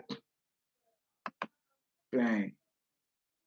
All right, Ed, you a moderator, man. Bulletproof Lynn, shalom. Hey, throw any of these naysayers and blasphemers head first about it. Right. All right, I got L is good. Yisrael, that's my Tuvaya. And my servant with a sword, Ed. Both y'all moderators now. Right? Anybody out of box, toss them head first. Yeah, got the green light. Yeah, you got the green light, my brother. Right. I know y'all execute righteous judgment around here, right. So get her done. Hallelujah. I'm glad y'all enjoying the lesson. My family on Facebook, glad y'all enjoying the lesson. All praises, Yahoo. I see y'all in there. All praise to the Most High for allowing us to come through and feast on his word on his weekly set apart day. And y'all can keep clowning. I just made some moderators. They're gonna be tossing y'all head first about this. We got this too, Malachi, McKellar University Ministry. Okay, hallelujah, bro. All our people All our people that's on YouTube, all our people that's on Facebook, Shalom. Let's keep this vibration and the spirit going. It is the Most High's Holy Shabbat Day. The name of the class is Answering the Call of Yahweh, the story of Gideon. And we ain't got into Gideon yet. We just laying some foundational scriptures showing how the Most High has called us. And notice he said, make your call and your election sure. Give diligence. That means you got to constantly be on this, man. You got to constantly teach this, breathe this, walk this, eat this, sleep this. This is your life. You understand? This is your life. All you do is talk about the Bible. Yeah, that's all we do. I got a precept. This ain't your type of life. This ain't your type of your cup of tea. What else you like to do besides that?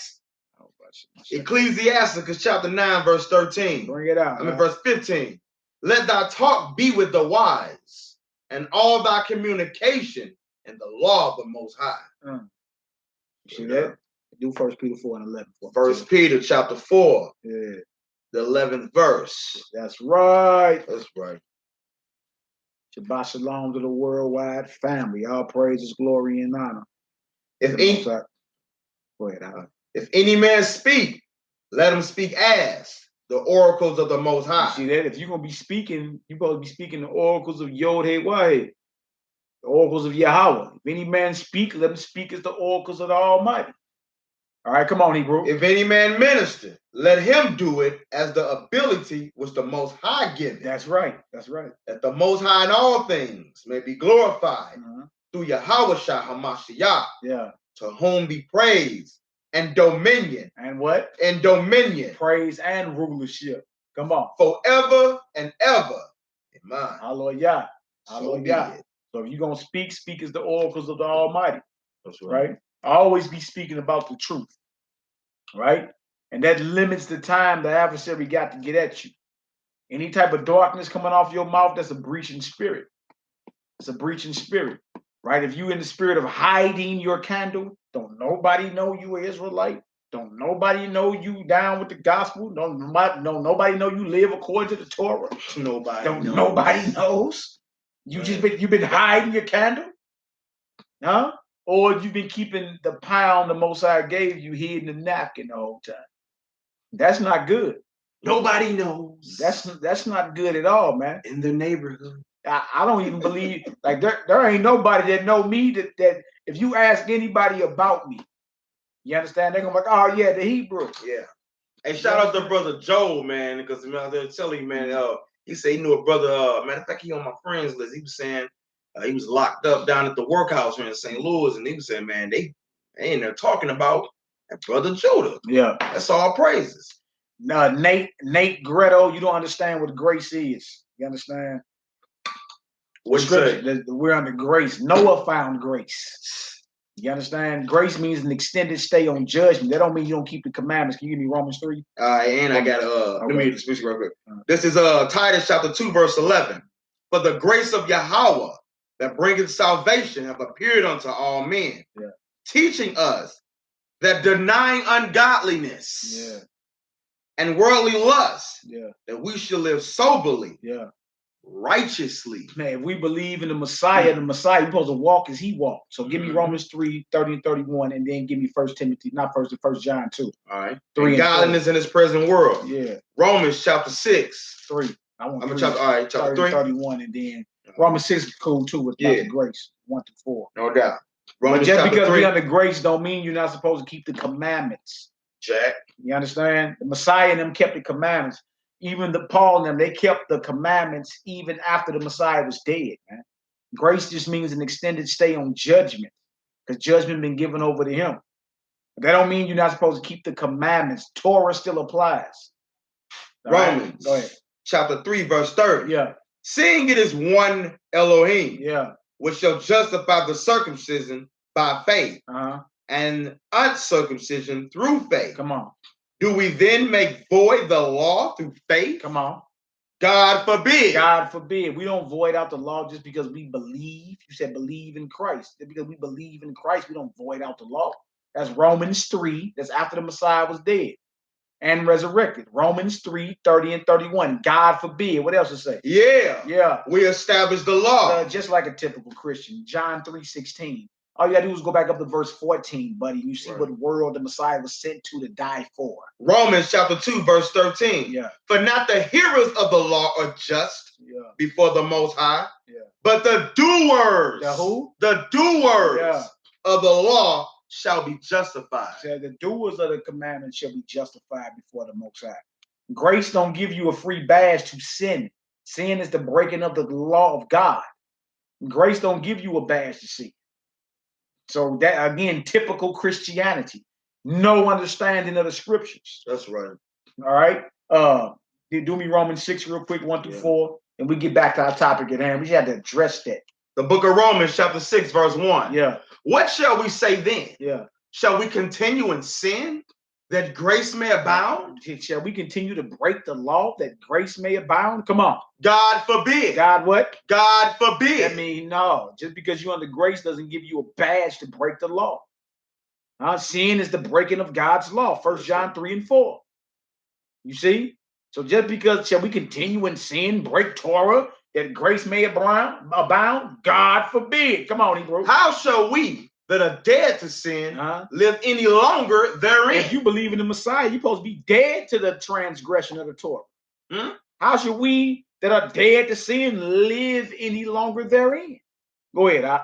Verse 3. Yeah. Know ye not that so many of us as were baptized into YHWH HaMashiach were baptized into his death? Baptized into his death. Go ahead.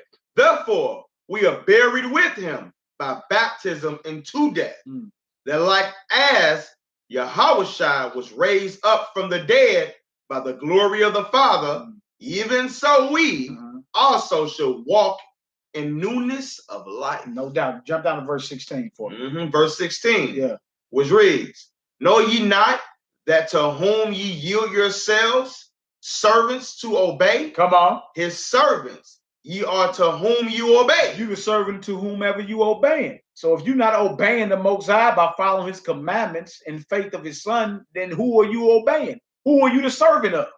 Go ahead. Whether of sin unto death, breaking of Torah unto death. Go ahead. Or of obedience unto righteousness. Or obedience, obeying the Torah unto what? Righteousness. Righteousness. Give me 1 John 2. And don't you teach in the last verse, the wages of sin is what? Death. Death. So you break the law, you die. You die. Easy work, man. What you need? All right, 1 John 2. 1 John 2, we're going to read 3 through 7 or 3 through 6. Yeah, 3 through 6. Yes, we're reading out the KJV, but we're reading right Hebrew as well. How you want it, Nate? 1 John chapter 2, verse 3. Yeah. And hereby we do know that we know him. This is how we know if we know the Messiah. Come on. If we keep his commandments. If we what? If we keep his commandments. If we keep his commandments. Go ahead. Verse 4. Come on. He that saith, I know him. He that saith, I know God. I know his son. Come on. And keep him not his commandments. And keep not the Torah. What? Is a liar. Is a who? Is a liar. Is a who? Is a liar. Come on. And the truth is not in him. The truth is not in you, Nate. It's just the truth. You dig? And the truth is not in him. If you claim you follow the Messiah, but you don't keep Torah, you're a liar. Because that's what he taught. The truth is not in you. All right, go ahead, Hebrew. But whosoever keepeth his word, and him verily is the love of Yahweh perfected. The love of Yahweh is perfected in those that keep or guard his word, man. His word is precious. That's right. You feel me? So know what you're talking about before you get on here talking about John 3 and 16. Look, if that's all the Bible was about, the Bible would be one verse. Man. It'll be one verse. You understand? You need to understand, for one, what world that is, because there's many worlds. You understand? That's it. For God so loved the world. Identify what world God loved, and then you can understand who the Messiah was sent to die for, man. That's easy work. And it's 2018, man. How are you so-called Sunday church-going Christians still under that vibration? I don't get it. I don't get it. That doctrine has been, I'm talking about toe-tagged and bagged, man. You done run up on the wrong two brothers. Yeah. All right, come on, Hebrew. It says, hereby know we that are in him. He that saith he abideth in him ought himself also to walk, even as he walks. Yeah, Nate, because you said you believed in the Messiah. Well, if you abide in him, you're supposed to walk even as he walked. Well, he never sinned. He kept Torah. What do you do? Same people be on here promoting paganism. That was 1 John chapter 2, Chanel Brown. 1 John chapter 2, verse 3 through 6. You got something else before we get back to this? Real quick. John chapter 5, verse 45 was read. This is written in blood, the Messiah. Do not think that I will accuse you to the Father. There was one that accuseth you, even Moses, in whom you trust. But had you believed Moses, you would have believed me. See that? For he wrote of me. That's right. But if you believe not his writings, how should you believe my words? You can't believe the Messiah's words if you don't believe Moses' words. It's easy work, man. Somebody that Sunday church doctrine is of the devil. That's right. A lot of people don't want to hear it, but it's the truth. All right, so let's get back to what we was on, man. Ephesians chapter 1, verse 15. Ephesians 1, verse 15 through 23. Ephesians 1, 15 through 23. The name of the class is Answering the Call of YHWH. And then we about to get into this story in of Gideon. All right, y'all all try to stay focused out here, man. Stay focused. That's a dark, seducing spirit that has swept the earth. That if you believe in the Messiah, you ain't got to keep Torah. What scripture is that? What scripture is that? If you all you need to do is understand the difference or transition in the priesthoods from Aaron to Melchizedek. Once you understand that, then the light will turn on. Read the book of Hebrews in the New Testament. Paul goes through a thorough breakdown. From Hebrews chapter 8 to Hebrews chapter 10, he gives a thorough breakdown. Thorough breakdown on the transition, the switch. And that's the law that he's talking about. That's right. That you're not under. You feel me? And a lot of it got to do with sacrificing, temple services, anything that was added for transgression. Because the Messiah crucifixion is our atoning sacrifice. I even got a whole lesson on YouTube. It's called Law versus Grace, Christianity Exposed. Yeah. Just type it in. Law versus Grace, Christianity Exposed. Yeah. And take notes, man. Take notes. All right. Let's get back to this. Ephesians chapter 1. Ephesians chapter 1. Ephesians chapter 1, verse 15. Yeah. Wherefore I also, after I heard of your faith in the Master YHWH and love unto all the saints. Verse 16. Cease not to give thanks for you. Yeah. Making mention of you in my prayers. Making what? Mention of you in my prayers. Yeah. Yeah. Verse 18. That the Elohim of our Master, YHWH HaMashiach, the Father of glory, may give unto you the spirit of wisdom and revelation and the knowledge of him. Wisdom, revelation, and the knowledge of him. So believing on him comes with an increase. Wisdom, knowledge, and revelation. You see? This calling is not for you to plateau off or to fall off. If you apply this right, you're constantly being the vibration of the Most High, the spirit of the Most High. There's always work to do. Diligent. Somebody need to call somebody. Need to talk to somebody. Need to make some music. Need to go hit the streets. Need to teach a class. Need to teach your wives. Need to teach your children. It's always something to do in this. Diligence. It's always something to do in this, man. And it's fun. You feel me? It's fun. I love doing this, man. To where I don't see myself doing anything else. I couldn't imagine me doing something else. Like if I wasn't doing this, oh man, I might as well be dead. What am I doing? What am I doing? Arguing over who's the best rapper? Wow. Who's the best football player? What would I be doing if I wasn't doing this? You understand? Come on, Hebrew. The eyes of your understanding being enlightened. Come on. That ye may know what is the hope of his calling. The eyes of your understanding being enlightened. That's going into your mind. You feel me? There's an increase that comes with this belief. So it ain't just you believe on the Messiah. It's the increase that comes behind it. Wisdom, knowledge, revelation, the eye of your understanding being enlightened. That's going into your mind. You feel me? Where the Most High is pouring out that spiritual water into that dry ground of your mind, and you're getting increase. You're getting spiritual blessings because you're being diligent. Too many times I've seen brothers and sisters over the years, man, get complacent. You feel me? Then they get idle, and then they fall off. Right? And then the Most High raise up some young brothers, man. I'm talking about young. You feel me? Full of fire. You just be sitting back smiling like, here it is. You did? Come on, Hebrew, let's get it. And what the riches of the glory of his inheritance and the saints? And what is the exceeding greatness of his power to usward, who believe according to the working of his mighty power? We reading words like mighty power, inheritance, and the saints, riches.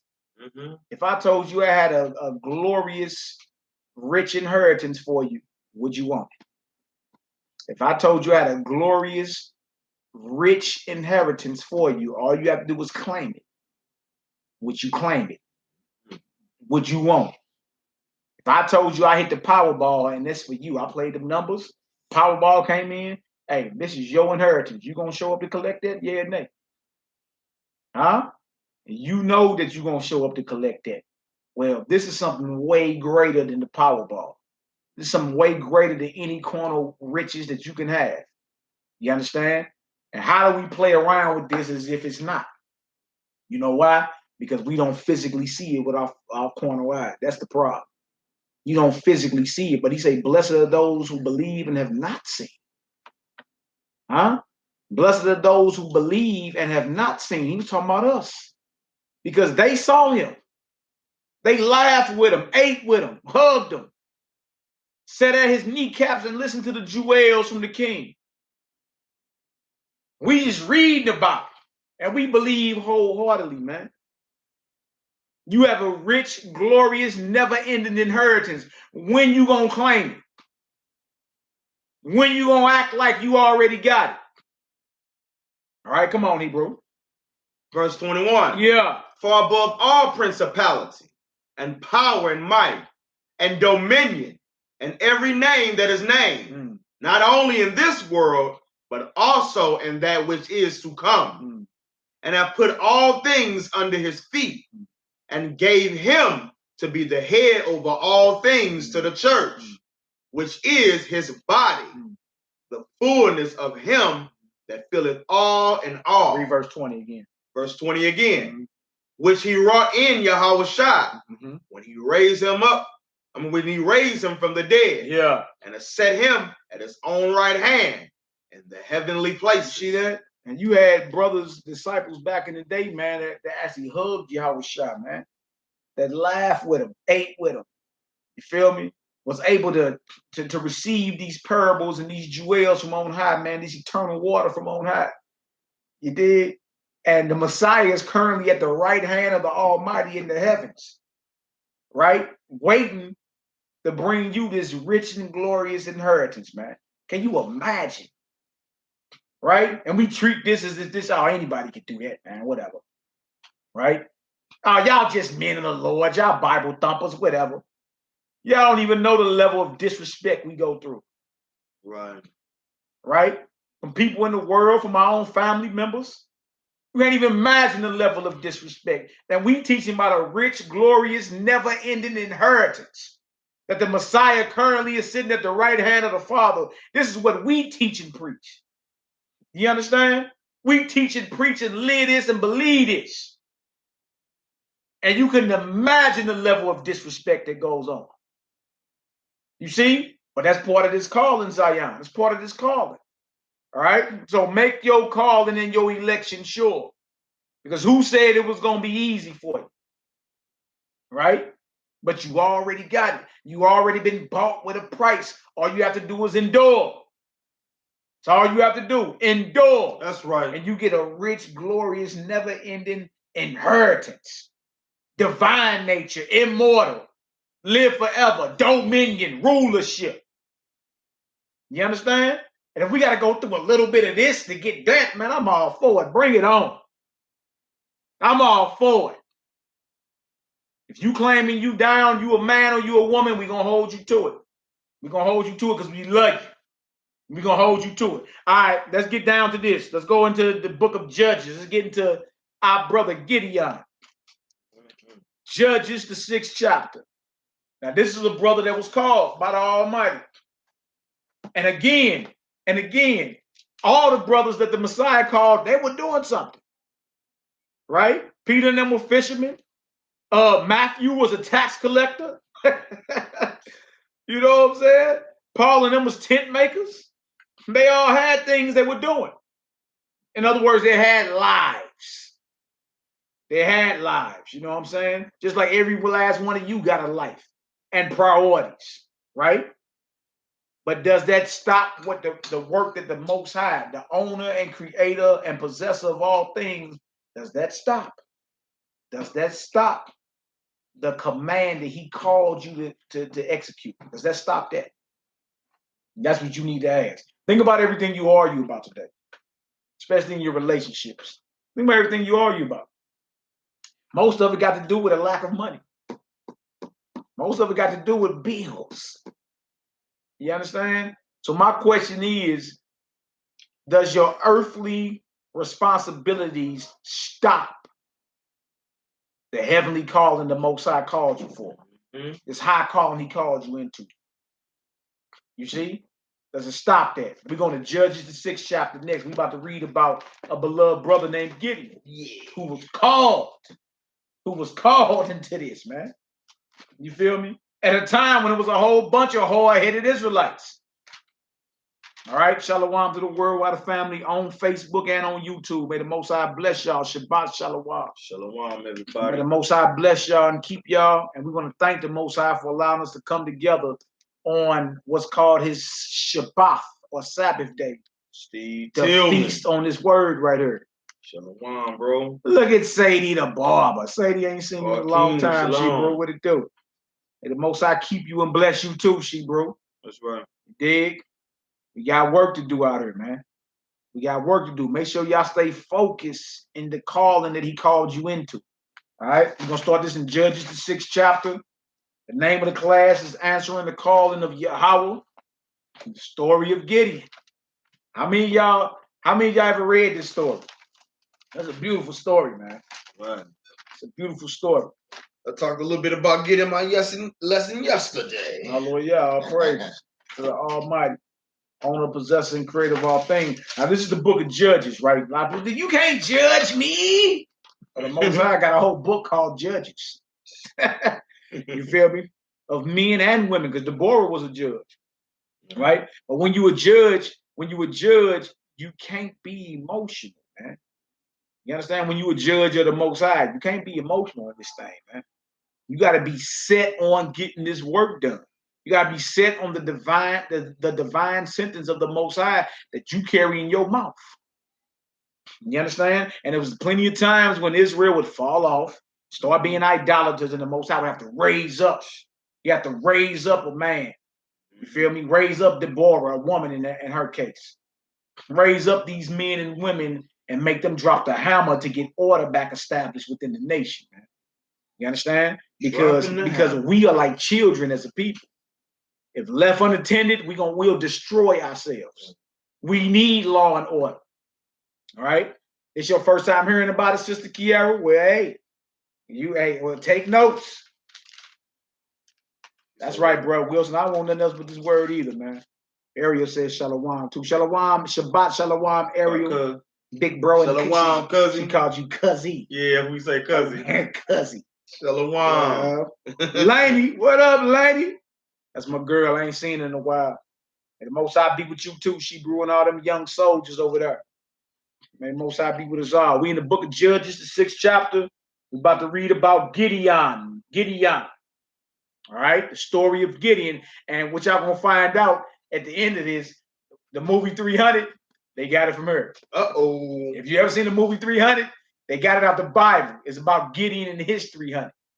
All right, let's get it done. Hallelujah. Give me a 7 when y'all there. Judges, the 6th chapter. Throw a 7 up in the chat. Zabulan, shalom, bro. What a good one. Yeah. Nothing, yeah. You ain't at work today, She-Bro? Shalom, bro. Well, the Hebrews and She-Bros be at work sneaking. Right. All right, everybody got a 7. We all good. We all good, man. All right, let's get it done, Hebrew. All right. The book of Judges, chapter 6, verse 1. Yeah. And the children of Israel did evil in the sight of the Most High. And the Most High delivered them into the hand of Midian 7 years. See, whenever we go against the Most High Yah, he'll raise up our adversary. He'll raise up an enemy. In this case, it was the Midianites, which is crazy because Moses' father-in-law Jethro was the high priest of Midian. Yep. Now, and this go even deeper too. When you get into Genesis 25th chapter, you feel me? Abraham, they actually are descendants of Abraham. Yep. Through his concubines and his wife, Keturah. What? You dig? The Midianites are actually descendants of Abraham, like physical descendants of Abraham. But you see, as time goes on, even though you're born related, you understand? You actually become enemies. Yeah. You actually become enemies. So Israel is actually being oppressed by a near relative. Trip off that. Midian is what you know that there's Saudi Arabia. Yeah, yeah. But Israel is being oppressed by a near relative. Oh, it gets deeper, huh? All right, but only because we did evil in the sight of the Most High, meaning we turned our back on him and by picking up false ideologies and philosophies and worshiping false gods. That's what happened. We start trying to be like everybody else. So then the Most High raised up our enemy, like in these last days, this so-called white man. No, it don't feel good, but the fact of the matter is, we turned our back on Yahweh a long time ago, man. And he said judgment was coming to us. You understand? But they have overstepped their boundaries every way, shape, form, or fashion. So judgment is coming to them now. You dig? All we need to do now is be obedient, like we should have been from the beginning, and watch the Most High fight our adversaries. How many of us want the Almighty to fight for us, man? We always read, vengeance is the Most High's, right? That's right. Right? Well, don't you want the Most High to get vengeance? I know I do. Well, the quickest way to do that is by being obedient to him and loving your brother and sister. That's the quickest way. All right, come on, Hebrew. Verse 2. Yeah. And the hand of Midian prevailed against Israel. Yeah. And because of the Midianites, the children of Israel made them the dens, which are in the mountains and caves and strongholds. Yeah, they were oppressing us. All right, come on, Hebrew. And so it was, when the children had sown, that the Midianites came up, and the Amalekites. So these are Edomites and Midianites. Amalek is a grandson of Esau. Right, go ahead. And the children of the east, even they came up against them. Dang, well, so our enemies are multiplied. We sow, meaning we planting seeds so we can have a harvest, you understand? But then our enemies are allowed to come up against us. So they are oppressing us. Like if we are planting seeds to harvest, then harvest time, you taking our crops, we have nothing to feed our family with, man. We have nothing to feed our tribe, our nation with. Bring it out. Right? Which means that what? We gonna die as a nation. If you deny me food and water, then I have to go to war with you. I have to go to war with you because my tribe, my nation won't survive. All right? These are basics, these are basic rules of war. All right, come on, Hebrew. Verse 4. Yeah. And they encamped against them and destroyed the increase of the earth, till thou came unto Gaza, and left no substance for Israel, neither sheep, nor ox, nor ass. See, so not only they taking our increase, they're taking our crops, they're also taking our cattle, our livestock. That's right. You see, without this, we can't survive as a nation. Without this, there is no survival. All right? But trip off this. All this was brought on because of our rebellion against the Almighty. That's why this is brought on, because we rebelled against him. So then he allowed our enemies to come up and do what? Oppress us. Take away our basic right to live. No food, no livestock. All right? Come on, Hebrew. Verse 5. Yeah. For they came up with their cattle and their tents, and they came as grasshoppers for multitude. Oh, bunch of them. Come on.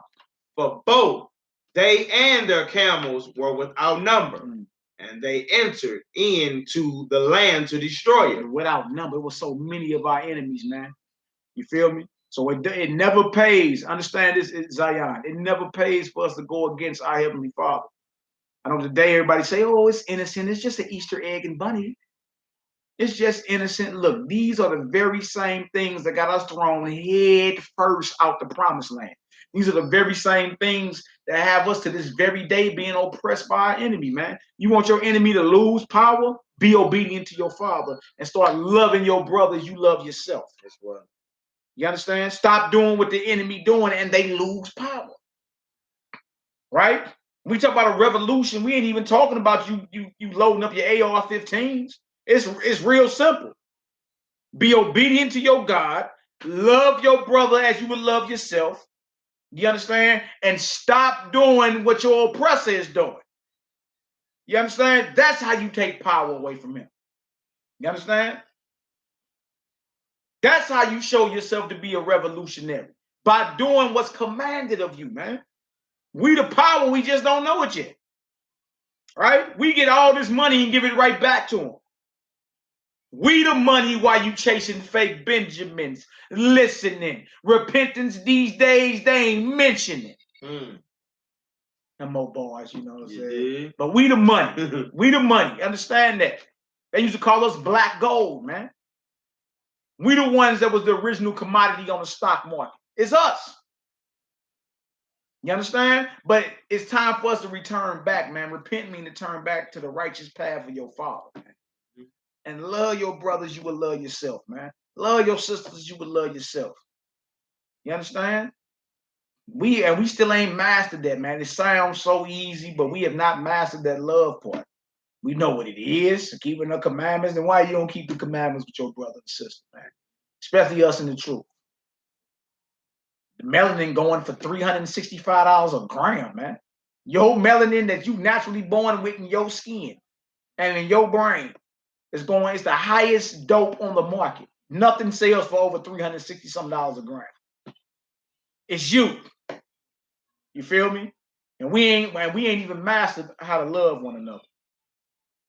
Us loving each other is so powerful, it destroys these devils. That's why they get on here and call us racist.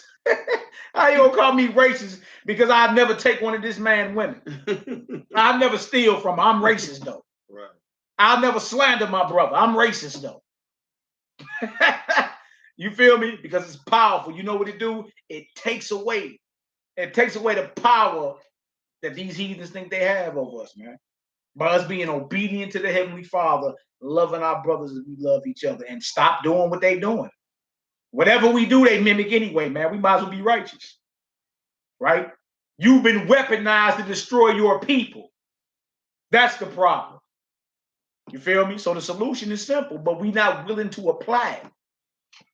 All right, come on, Hebrew, let's get it. Verse 6. Yeah. And Israel was greatly impoverished because of the Midianites. And the children of Israel cried unto the Most High. I see impoverished. This is not the first time we've been poor, living from check to check, being overtaxed. No justice. This ain't the first time, man. Our history is right here in the scripture. But notice, we cried unto the Most High. The problem today is we don't even know who the Most High is. You feel me? We lost. When you bring up the God of Abraham, Isaac, and Jacob, man, people look at you like you speak in Chinese. Nobody knows who Yahweh is anymore. Bahashim Mashiach Yahweh. Nobody knows. Who's that? The God of Abraham, Isaac, and Jacob. It's like, oh my God, no. That's in the Old Testament. It's in the New Testament too. The God of Israel, man. How are you calling unto him, but you don't know who he is? Right? You don't know his ways. You don't know what pleases him.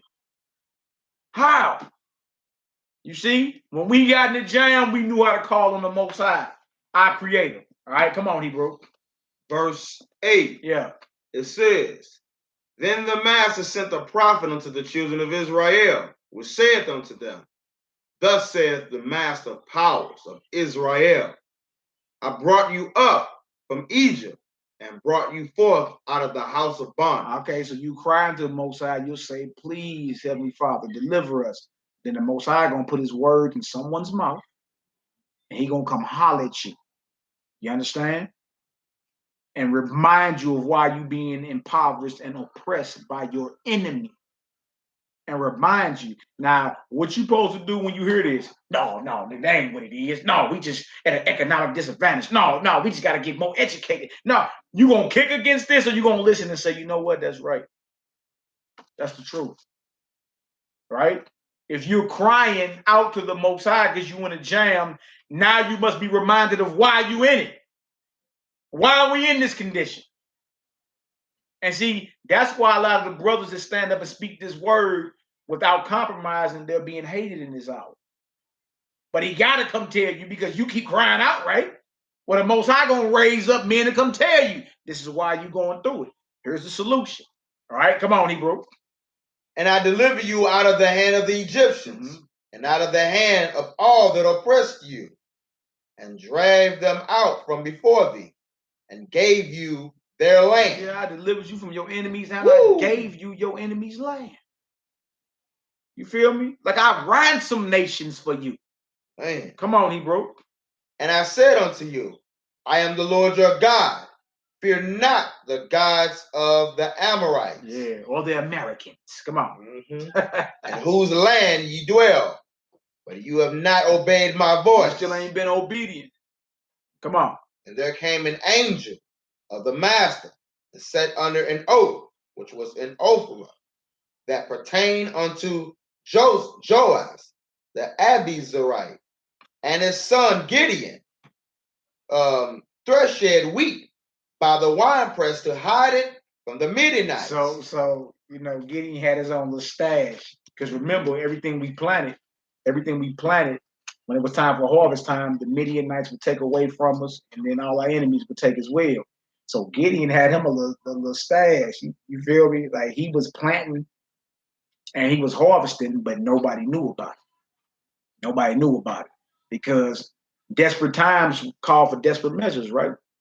Like if I'm planting, but you taking away everything, then that means my nation is not eating. So then Gideon had to get on some, incog Hebrew. Like I'm gonna plant me something that don't nobody know about.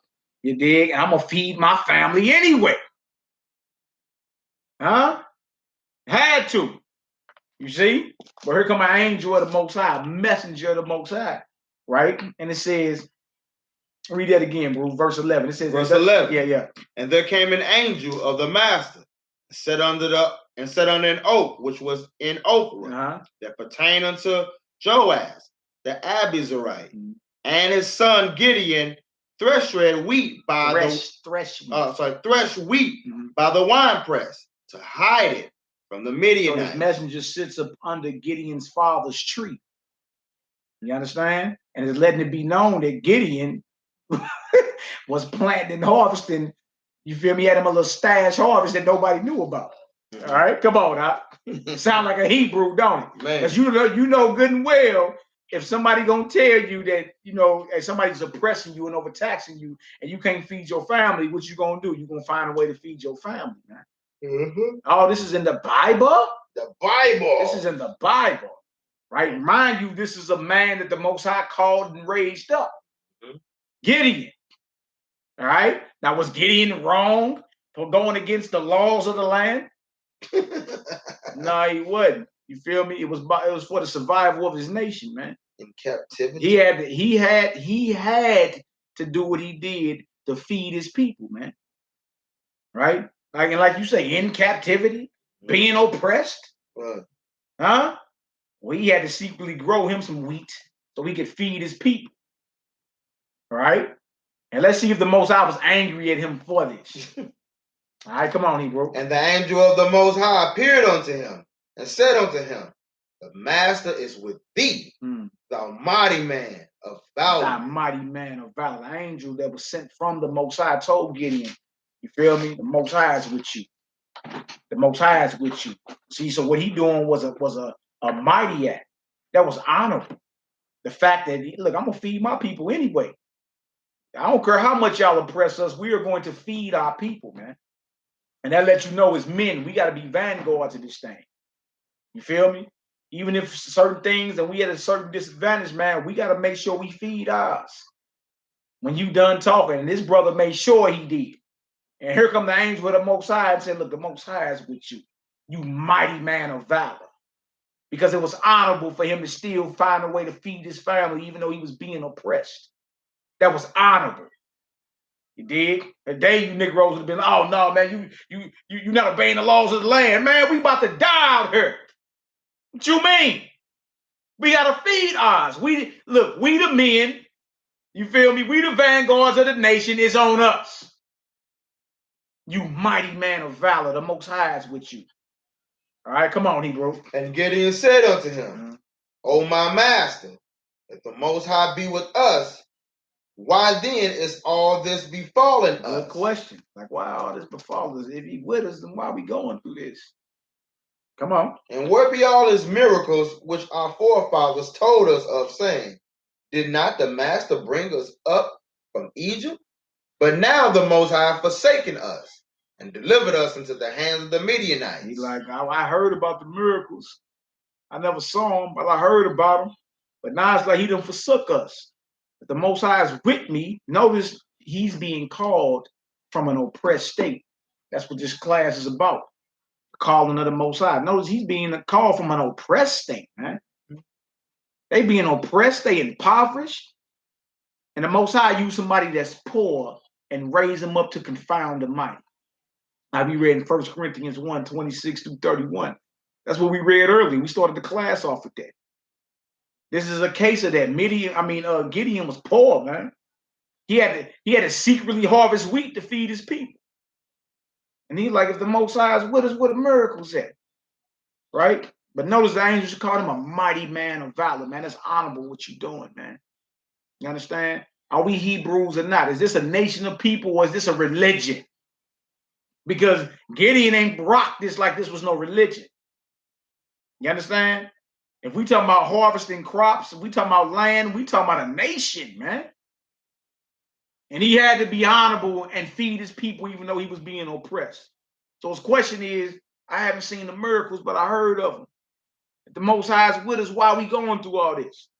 All right, let's read out. Verse 14. And the Most High looked upon him and said, go in this thy might, and thou shalt save Israel from the hand of the Midianites. Have not I sent thee? See, Most High just gave him, look, and all his enemies around, it said they like grasshoppers. Man. See that? It's a whole bunch of them. So the Most High, like, I done sent you. By your hand, Israel gonna be saved. Most High called this man from his poor state, being impoverished, but he was an honorable man of valor. You dig? The Most High, like, go. Israel gonna be saved by your hand. Handle your business. You understand? Have not I sent thee, right? Come on, Hebrew. Straight up, bro. Verse 15. And he said unto him, O my master, wherewith shall I save Israel? Behold, my family is poor in Manasseh, and I am the least in my father's house. Also, being poor, and without resources don't mean the Most High can't use you. And those Gideon was from the tribe of who? Manasseh. Manasseh. He was a Manassite. See that? Gideon was from the tribe of Manasseh. This is your history, Israel. Daggers. This is your history. Gideon was from the tribe of Manasseh. It makes it even deeper. You're like, okay, I know it's tribe, not dang. You know what I'm saying? The last time you read about Manasseh in the scriptures, when you're reading about it now, Gideon was from the tribe of Manasseh.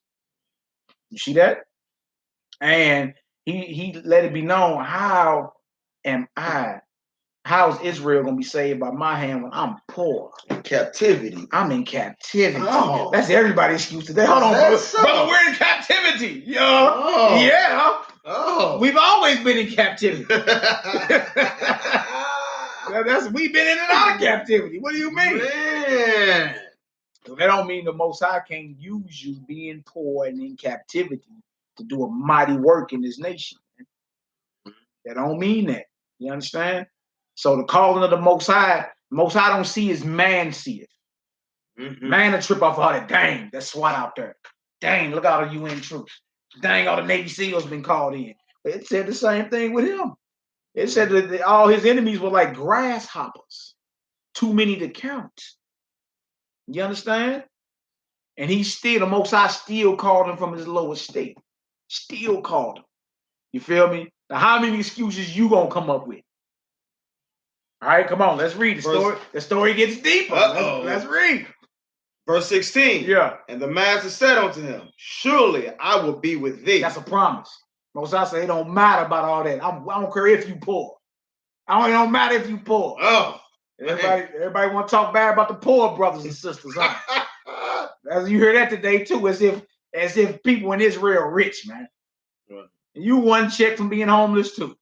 You want to talk bad about somebody that because their finances might not be up to par like yours. But we reading about somebody that's in the Bible that the Most High directly was dealing with. And he said, how I'm going to do this? And I'm poor. I'm the least in my father's house.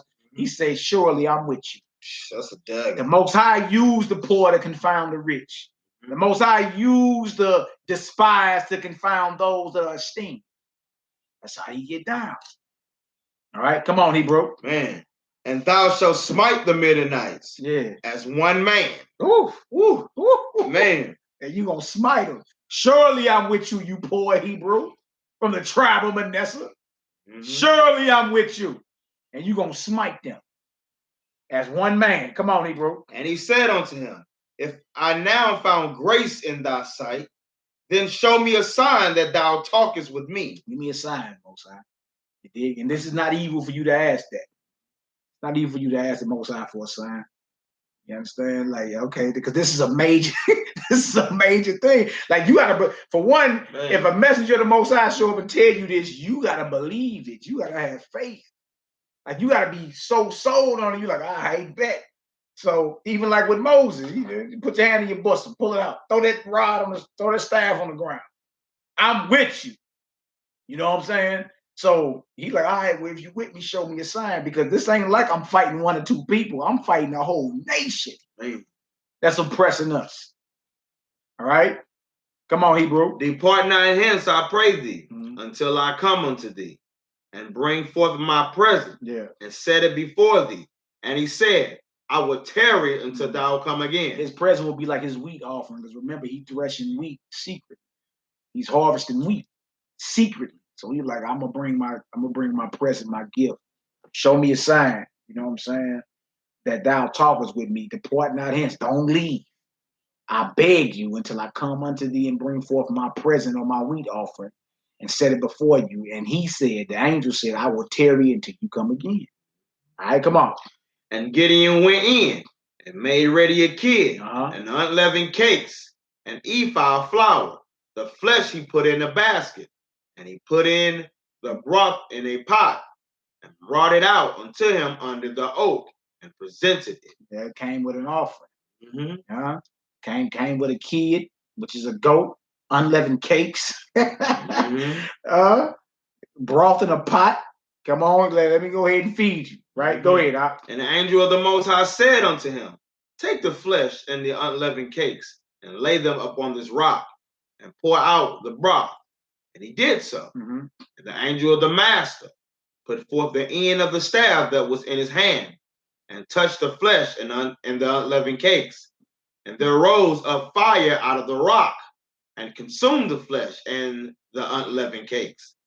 The angel of the master departed out of his sight. Then the angel of the Most High, Yahweh, departed out of his sight. Remember, he asked for a sign. When he fixed him a meal, he don't put it right there on that rock. He took his staff, touched the rock, fire came up out of the rock and consumed it. And then he vanished. You asked for a sign, there it is. Man. You asked for a sign that the Almighty's with you, there it is. All right, come on, Hebrew. Verse 22. And when Gideon perceived that he was an angel of the master, Gideon said, alas, O master, power, but because I have seen an angel of the master face to face. See, Gideon thought he just was a man. So when you read Hebrews 13, it say, don't be forgetful to entertain strangers, for some have entertained angels unawares. Gideon thought that he just was a regular brother, a mess, you know what I'm saying? Just talking to him, the Most High is with you. That show you that the angels can manifest on this existence, on this plane of existence, looking just like us. That's why in Hebrews 13, it said, make sure you entertain strangers. Because some have entertained angels unawares. We just read it about Gideon. Gideon did not know he was an angel till he vanished. And he seen that sign. Oh, okay. That's an angel of the Most High, right? Come on, Hebrew. And the master said unto him, peace be unto thee. Fear not, thou shalt not die. Then Gideon built an altar there unto the master. And he called it Jehovah Shalom. Yahweh Shalom. Come on. Until this day, it is yet in Ophrah of the Abiezrites. And it came to pass the same night, the master said to him, take thy father's young bullock, even the second bullock of 7 years old, and throw down the altar of Baal that thy father hath, and cut down the grove that is by it. You see, Mosiah gave him an order. See what he told him? He told him flat out. He said, take your father's young bullock, even the second bullock of 7 years old, and throw down the altar of Baal, because Gideon's father was serving Baal, a false god. So he told Gideon right out the gate, take that kid, that lamb, whatever he got right there, take that from him and throw down the altar of Baal. You feel me? That false god. Now, when you do this, that's a capital crime in this day. When you tear down your father's gods, Abraham did the same thing in the book of Joshua. He had to tear down his father's gods. You feel me? And he got him thrown in the fiery furnace. So for you to tear down your father's gods, there's something major. It got you killed. You feel me? But the Most High gave him an order, showed him he was with him, gave him an order. Gideon had to get it done. All right, let's read. Verse 26. Yeah. And build an altar unto the master your power upon the top of this rock in the ordered place, and take the second bullock and offer a burnt sacrifice with the wood of the grove which thou shalt cut down. Yeah, and that bullock that you took from your father, that's going to be an offering to the Most High. Man. Oh, man. So you're going to take his bullock, you're going to throw down the altar of his God, and then you're going to build an altar to the Most High and offer that bullock that you took from your father to me. Right. What? This is an act of war. The takeover. Yeah. Man. Come on, Hebrew. Verse 27. Then Gideon took 10 men of his service and did as the master said to him. And so it was, because he feared his father's household and the men of the city, that he could not do it by day, that he did it by night. He's like, hold on, man. We're going to have to be slick with this. We have to be smooth, man. They mess around and kill us. So Gideon like, all right, we're going to do it at night. We're going to throw it down, but we're going to throw it down at night and not during the day. You feel me? And this show you, even though he know the Most High is with him, he's still a man. And he still got to be strategic about what he's doing. You feel me? Had the Most High told him throw it down by day, then he had to throw it down by day. But he had some discretion, so he had to be strategic and say, well, hold on, I ain't going to throw it down during the day. We're going to do it at night. Make it happen, right? This is the act of war. It ain't like his daddy going to get up and say, you know what I'm saying, give him a whooping and put him in the corner. Like, this will get him killed. All right? Come on, Hebrew. And when the men of the city arose early in the morning, behold, the altar of Baal was cast down, and the grove was cut down that was by it, and the second bullock was offered up on the altar that was built. And they said one to another, who have done this thing? And when they inquired and asked, they said, Gideon, the son of Joash, have done this thing. And it's crazy because these is Israelites and they know better. They're not supposed to be worshiping Baal, right? And you would think they would know that our worship of Baal has us oppressed. Our worship of this false god is the reason why all our enemies are taking away our crops and our livestock. Our worship of Baal is the reason why we can't even feed our nation. You would think the elders would know this. You understand? But Gideon had to go ahead and handle his business. So, and guess what? Somebody snitched. It was Gideon. Come on, Hebrew. Straight up. Then the men of the city said, Joash, bring out thy son, that he may die. That he what? That he may die. Y'all, this was a capital offense. If you pull down your father's gods and destroy them, you understand? Like, you could die for that. This was a capital offense. Ain't like he was going to get put on punishment. Look, they were like, bring him out here so we can kill him. And that show you that our people are attached to these false worships, man. They attached to these false worships, these ideologies, and these philosophies. To the point where had you not been living in a system that gave you what's called freedom of religion, your people would kill you. People die. There are holy wars. People die over their beliefs all the time. Mm-hmm. You think just because you're in America and you can live next to a practicing witch, you in the land of the free. You in the land of freedom to rebel against Yah. That's what that means. You have freedom to rebel. You see? But what Gideon did, you understand, was something that was ordered to him by the Most High Yah. Bring it out. And he did it, and because of that, his life was threatened with death. Bring your son out here that he may die. That show you how tough, that show you how strong a belief is. A belief is a stronghold, man. And if your people could, how they be gritting their teeth and their lips get tight, that nigga think he perfect. That nigga think he come around here with that Bible. Had we been living in another land, you be killed for this. For this truth you claim you love. Mm-hmm.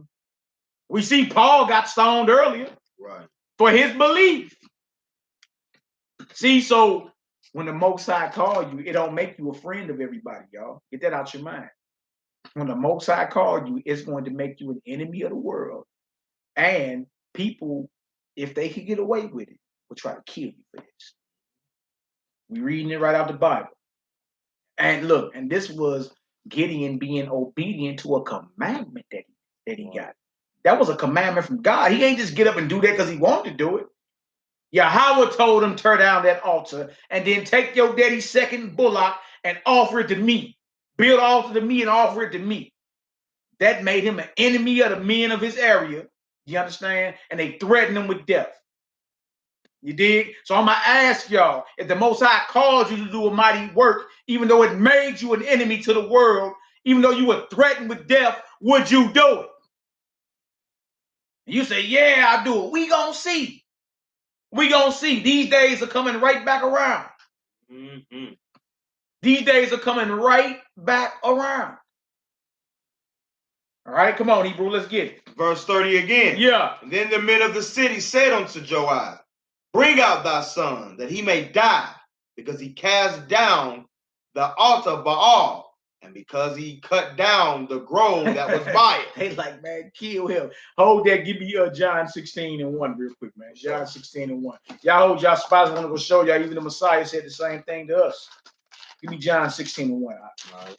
The book of John, chapter 16. Let me show y'all, man, because of belief. Verse 1. Yep. These things. John 16. Make sure y'all probably all ain't gonna get there as quick, but just write it down. John 16:1. Then we're gonna go right back to Judges. Judges, the 6th chapter. John 16. We're gonna read 1 through 4. All right. These things have I spoken unto you. Yeah. That you should not be offended. They shall put you out of the synagogue. They shall what? Put you out of the synagogue. You're going to be put out to your people's places of worship. All right, go ahead. Yeah, the time coming that whosoever killeth you will think that he doeth God's service. This is the Messiah talking to his servants, his disciples, letting it be known. He that killeth you. Hold on. I didn't sign up for that, Lord. Mm-hmm. Hold on. This word comes with threats of death? Huh? And even literal death? Yes. Yeah. You can try to be a Christian Hebrew all you want, man. Try to amalgamate with the world and hold hands with everybody, man. The fact of the matter is you are claiming a kingdom that's coming to rule all kingdoms. You are claiming a people that's going to rule all people when you done talking. And that makes you a threat to the establishment. Yes. This comes with death, not only threats of death, but a literal death. He that killeth you, go ahead, Verse 3. Mm-hmm. And these things will they do unto you because they have not known the Father nor me. So when they coming to get at you for your belief, it's because they don't know the Father. They don't know the Messiah. Had you really thought, had it really been what the world said it was, you understand? Like this gospel would be all about Joel Osteen. You know what I'm saying? Joyce Myers. Everybody loves. Everybody loves. But the fact of the matter is, when the Most High call you, you become an enemy to the world. You become a threat to the establishment when the Most High loves you. When the Most High call you, you become a threat to what's going on. You feel me? And your life is on the line. Yoab ben Israel in the house. Yo. And your life is on the line. You become a threat to the establishment. You understand? A threat when the Most High God called you to do this work. As we reading with Gideon. All right? John 16, where you at? You in verse 3, right? Yeah, I was in verse 3.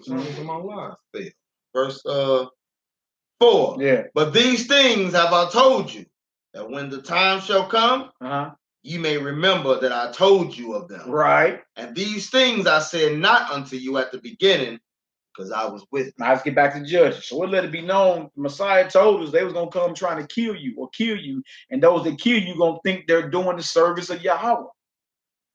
You see? So same thing with Gideon. Gideon was told by the Most High, you did take your father's second bullock, destroy the altar of Baal, offer that build me an altar and offer that bullock as an offering to me. The next day, word got back to the men of the town, and they said, Gideon has done this. Got disconnected. The men of the town went to Gideon's father and said, bring him out here so he can die. Based off a commandment that he kept. So when the Most High call you, you don't become a friend of the world. Get that out your mind. You become a threat to the world. You become an enemy to the world. That's right. And you got to be so set on doing what the Most High call you to do that you can care less. You got to have thick skin in this thing, man. Or what the Bible calls a sound mind. You got to have it. Because if you don't have it, you're gonna compromise with the world. Most High told you throw that altar down. Well, he really didn't mean that technically. Technically, he meant because that's going to cause rift between my family, you see, and I might lose my job. So technically, that meant just talk bad about it. No, he said throw it down. And he had to do it. You understand? Most High called Gideon a poor. He was a poor man. Impoverished. Poor man. You dig? Had to grow some crops on the side just to feed his people. Because he was being oppressed by the enemy. Asked for a sign from the Most High. Most High gave him a sign and told him, you a mighty man of valor. I'm with you. You see? So let that be a lesson, Zion. You ain't got, the Most High ain't called Gideon because he was rich. He ain't called Gideon because he was successful. You did? Gideon had to feed his people even though he was being oppressed and all his stuff was being taken away. He still had to feed his people. And his first mission was tear down that false god. That God gotta go. Build me an altar and offer that bullock to me. And it made him an enemy to everybody. Like, man, we gotta kill him. Huh? Answering the call of the Most High makes you an enemy to the world, man. And you should like that. I like them odds. I like them odds right there. Hey, it tell you in Deuteronomy, one of us will chase 1,000. Right. I like the odds.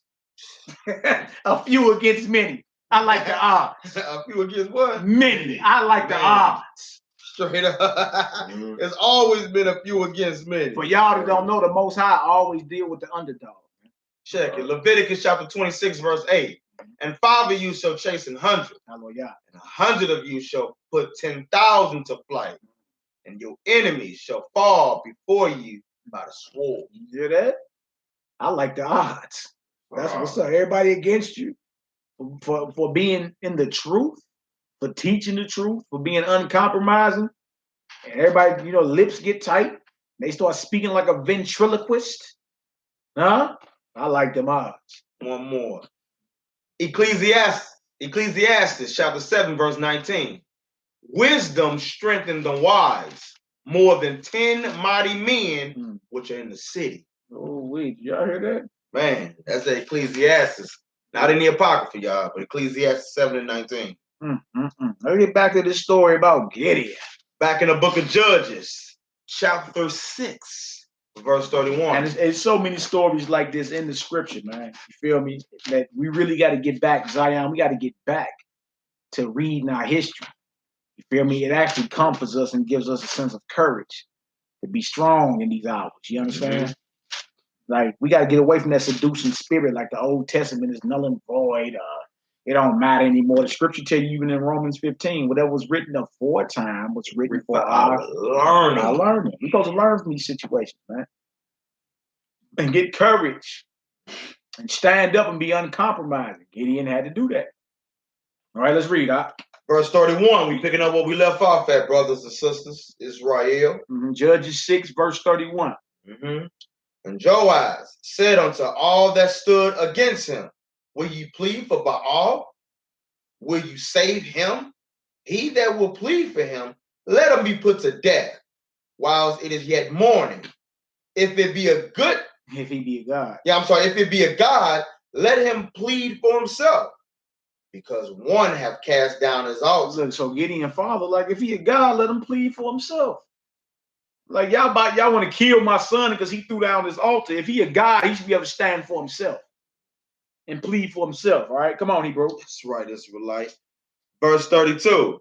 Therefore, on that day he called him Jerubbaal, saying, let Baal plead against him, because he hath thrown down his altar. And all the Midianites and the Amalekites and the children of the east that were gathered together and went over and pitched in the valley of Jezreel. But the Spirit of the Most High came upon Gideon, and he blew a shofar, or a trumpet, and Abiezer was gathered after him, and he sent messengers throughout all Manasseh, who also was gathered after him, and he sent messengers unto Asher, and to Zebulun, and unto Naphtali, and they came up to meet them. Now, see that? Now, see, this is beautiful. I love this story because it talk about the other tribes you barely read about. You know what I'm saying? Zebulun, Naphtali, Asher. You see all the brothers clicking together like Voltron? Huh? That's it. That's what I'm saying. Like, these stories right here even give out the other tribes hope and courage and stand for the Most High. You dig? Sometimes we just get stuck on Judah right here in what we call the United States of America. That's all. That's all we know. Get back into your history, man. You dealing with brothers from different tribes, and brothers linking up. You dig? Brothers linking up to do the work and to do the will of the Most High, man. Do the work. That's powerful. All right, go ahead, Hebrew. That's right, Hebrew. Verse 36. Yeah. And Gideon said unto the Most High, if thou wilt save Israel by mine hand, as thou hast said, behold, I will put a fleece of wool in the floor, and if the dew be on the fleece only, and it be dry up on all the earth beside, then shall I know that thou wilt save Israel by my hand, as thou hast said. So Gideon, again, he's a man. He's a man still. You dig? Even though you got the signs that the Most High is with you, you already know, right? So he throws something else out there. He's gonna put a fleece of wool down there. If the dew is only on the fleece and not on the ground around it, I know for sure. You understand? Now you dealing with so many enemies. Naturally, if you looked out the window, if I looked out the window right now and seen SWAT and the Green Berets and the Navy SEALs and naturally you're gonna look out there like, dang, you're gonna jump back from the blinds like, oh, you know what I'm saying? Dang, they out there deep. This done got real. You see what I'm saying? So then he put a fleece of wool on the ground. He prayed to the Most High and said, if the dew that come down is only on the fleece of the wool and not on the earth around it, then I know for sure. I know for sure that you with me. That's right. You understand? Come on, Hebrew. Straight up, Hebrew. All right. Verse 38. Yeah. And it was so, for he rose up early on the morrow and thrust the fleece together and wringed the dew out of the fleece. Come on. A bowl full of water. A bowl what? Full of water. Yeah, Most High, like, I'm going to show you better than I can tell you, right? Go ahead. And Gideon said unto the Most High, let not thy anger be hot against me, and I will speak but this once, Let me prove, I pray thee. But this once with the fleece, let it now be dry only upon the fleece and upon all the ground. Let there be dew. Yeah, I guess the fleece full of water from the dew that filled up a whole bowl wasn't good enough, huh? That lets you know that Gideon is a man. Feel me? When you dealing with certain things, and especially if you're dealing with war and getting your enemy up off your back, that the spirit of doubt may creep in. And that's what happened. We seen he's a man. You know what I'm saying? He's a man. He's doubting at certain times. Like, all right, well, let the fleece be dry and let the water be everywhere else then. Come on, Hebrew. And the Most High did so that night, but was dry upon the fleece only. And there was dew on all the ground. All right, so what you asked, okay. Now I showed you again what it is. You see? Let's get into chapter 7. We in Judges chapter 7. Chapter 7. Y'all getting some understanding thus far? Stay on topic. Stay on topic, y'all. Y'all getting some understanding thus far? Throw a 7 up in this deal. That's right. Shalom. Shabbat Shalom, Hebrews. Shabbat Shalom. All praises, glory, and honor to the Most High. Shalom, everybody that's coming in on my live feed. This is actually part 2. I got disconnected, so make sure y'all catch part 1. That's right. I've been going in. This is part 2. Yeah. So what we know about Gideon so far? He was poor, was impoverished. He's from the tribe of Manasseh. He's the least of all his father's house. He had to use desperate means to feed his family by growing wheat. You feel me? Without anybody else knowing. You feel me? And he had to execute a charge that would have got him killed by throwing down the altar of Baal and then erecting the altar to the Most High and offering his father's second bullock on that altar right there. You feel me? But he was a poor man. So and he was in captivity. You feel that? So just because people are acting like, oh man, we in captivity. Oh man, you feel me? We in captivity. We can't do that. Oh man, we in captivity. Massa say. The angel of the Most High told Gideon that he was a mighty man of valor and that the Most High is with you. You understand? And the Most High kept showing him signs, I'm with you. He's from the tribe of Manasseh. He's poor, but he's a man of honor and valor, and he's mighty. Yeah. That's what we know about this brother so far. You feel me? And the Most High called him anyway, being poor and in captivity. The Most High called him being poor and in captivity. I'm going to say it again because that's a lot of you Negroes' excuses today for why you don't want to do certain work. You understand? Because you're poor and in captivity. And it was polygynous. You're going to ruin it, man. Oh. How you going to ruin it? We ain't get there yet. You know, this guy here, man. We ain't even get to that point yet. You know what I'm saying? I'm just saying. Yeah, man. This guy loves to ruin things. Just come through. Spoiler alert. Yeah, mighty man of the Most High. You feel me? Mighty man of the Most High. No doubt had over 70 sons. You know what I'm saying? But the Most High loved him. The Most High looked at Carla Keys like, oh my God.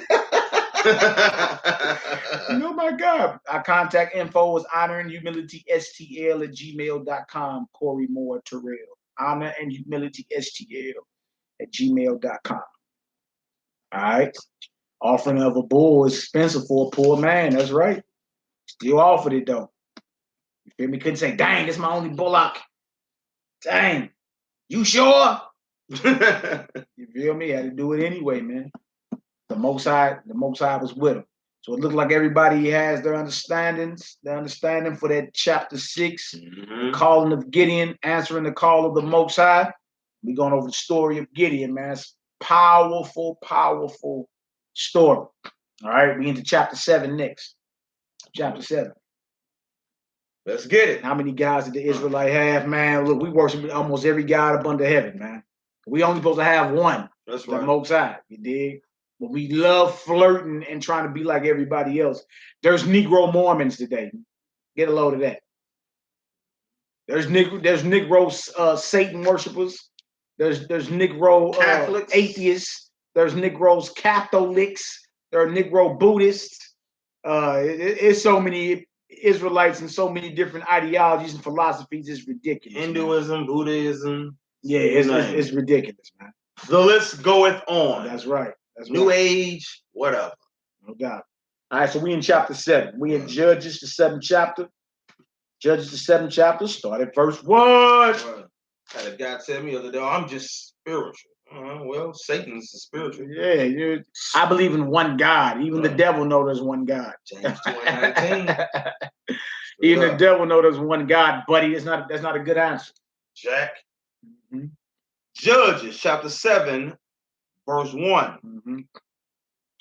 Then Jerubbaal, who was Gideon, and all the people that were with him, rose up early and pitched beside the well of Harod, so that the host of the Midianites were on the north side of them, by the hill Mored in the valley.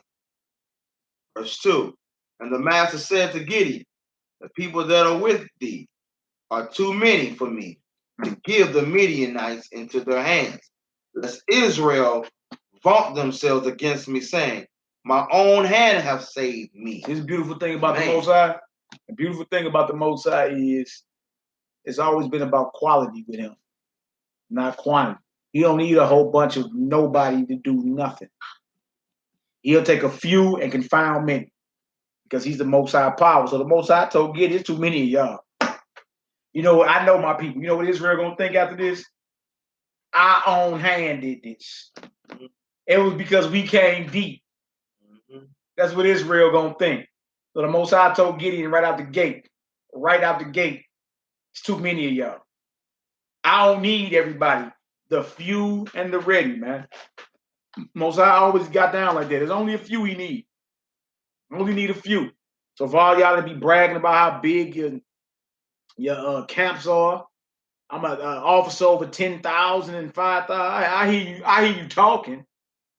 You dig? I hear you talking, but the Most High don't need a whole bunch of nobody. He don't need a whole bunch of nobody to get his work done. All he needs is a few faithful. And it get done. Look at Simeon and Levi.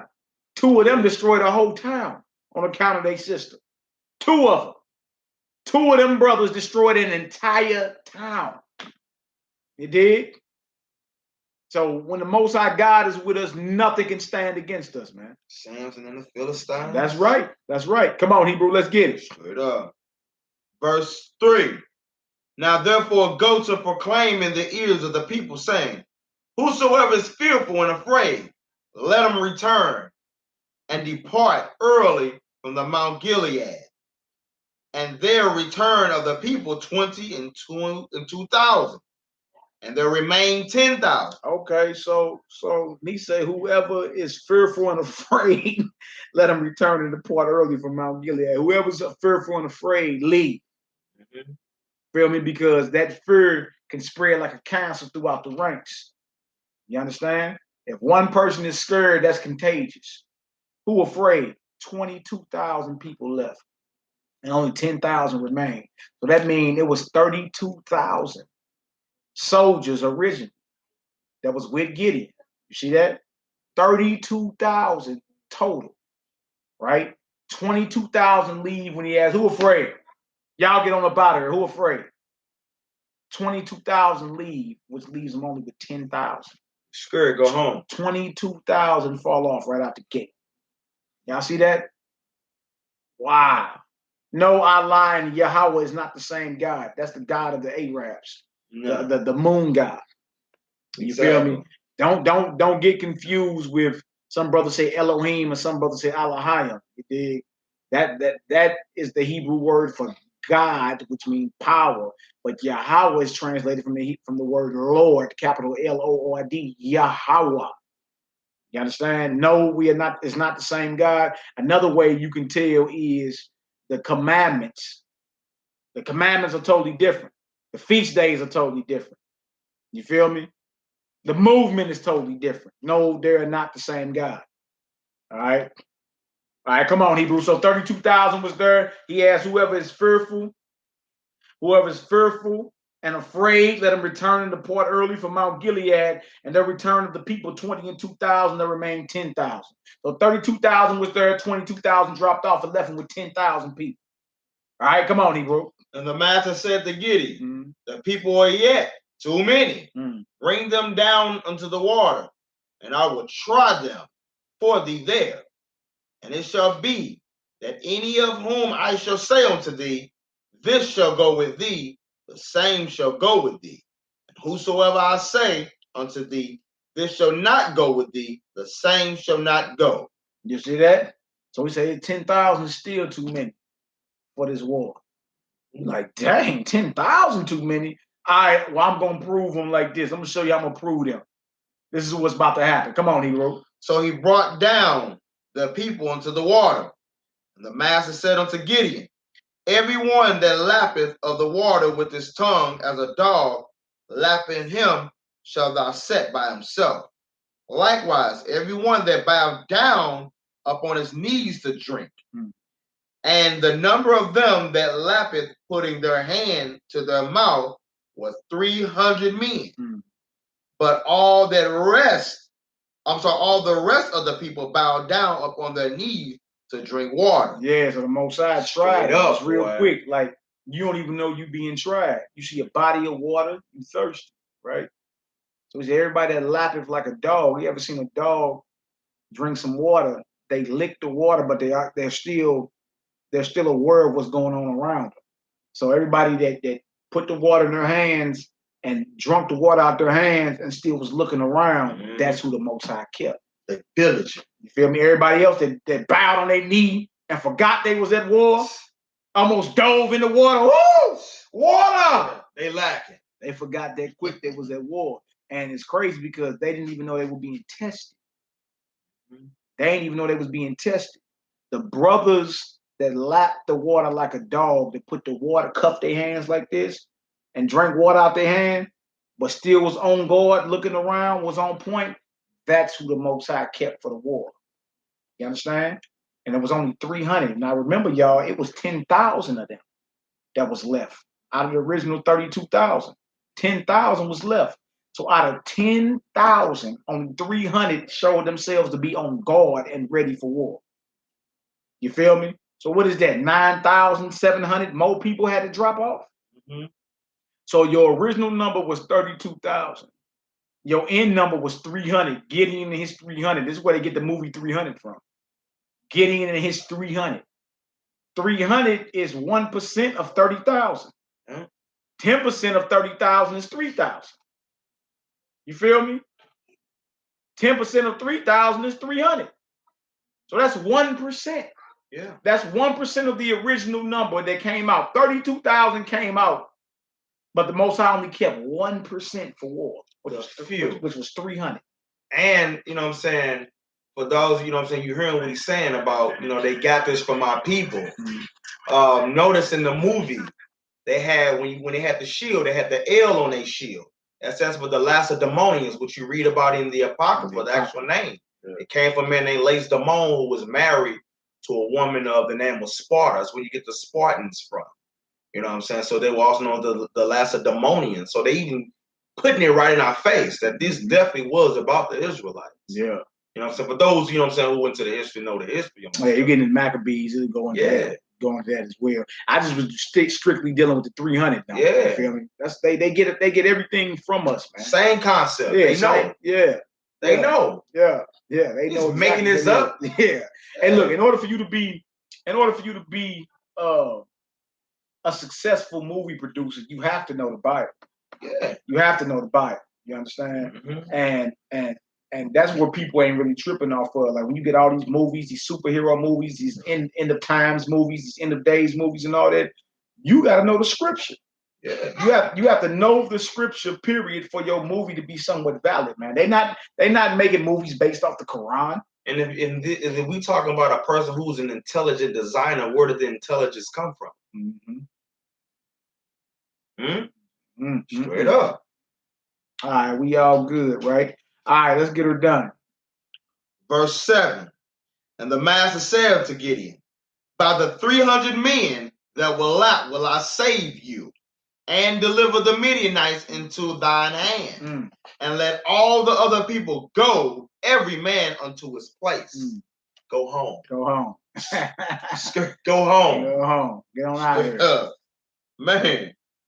So the people took victuals in their hand and their trumpets, and he sent all the rest of Israel, every man to his tent, and retained those 300 men, and the host of Midian was beneath him in the valley. That's deep. Yeah. Straight up. Verse 9. Yeah. And it came to pass the same night, the master said unto him, Arise, get thee down unto the host, for I have delivered it to thy hand. At night. Woo-hoo! Get on down there. Man, you see Moses ain't wasting no time. They got the 300, sent them home. Hey, let's get this done now. Get this done. Let's rock. Yeah. You already won. Yeah, just show up. Man. All you got to do is show up to the battle. Straight up. That's all you got to do. Battle already won. Man. And he done showed him several times he with him. He gave miracles and showed him, look, I'm with you. Man. You understand? Come on, Hebrew. Straight up. Verse 10. But if thou fear to go down, go thou with Phurah, thy servant, down to the host, and thou shalt hear what they say. And afterwards shall thy hand be strengthened to go down unto the host. Then went he down with Phurah his servant. See, Gideon, even though he was a powerful, valiant man, he doubted at times, man. Yeah. He was fearful. He did. Now he's a man, though. He's a man. You know what I'm saying? So don't get it twisted, man of the Most High. But these certain situations come into play, you be like, whoa, hold on. Right? So he did that, right? What else to say? Absolutely. It says, then went he down with Phurah his servant unto the outside of the armed men that were in the host. Right.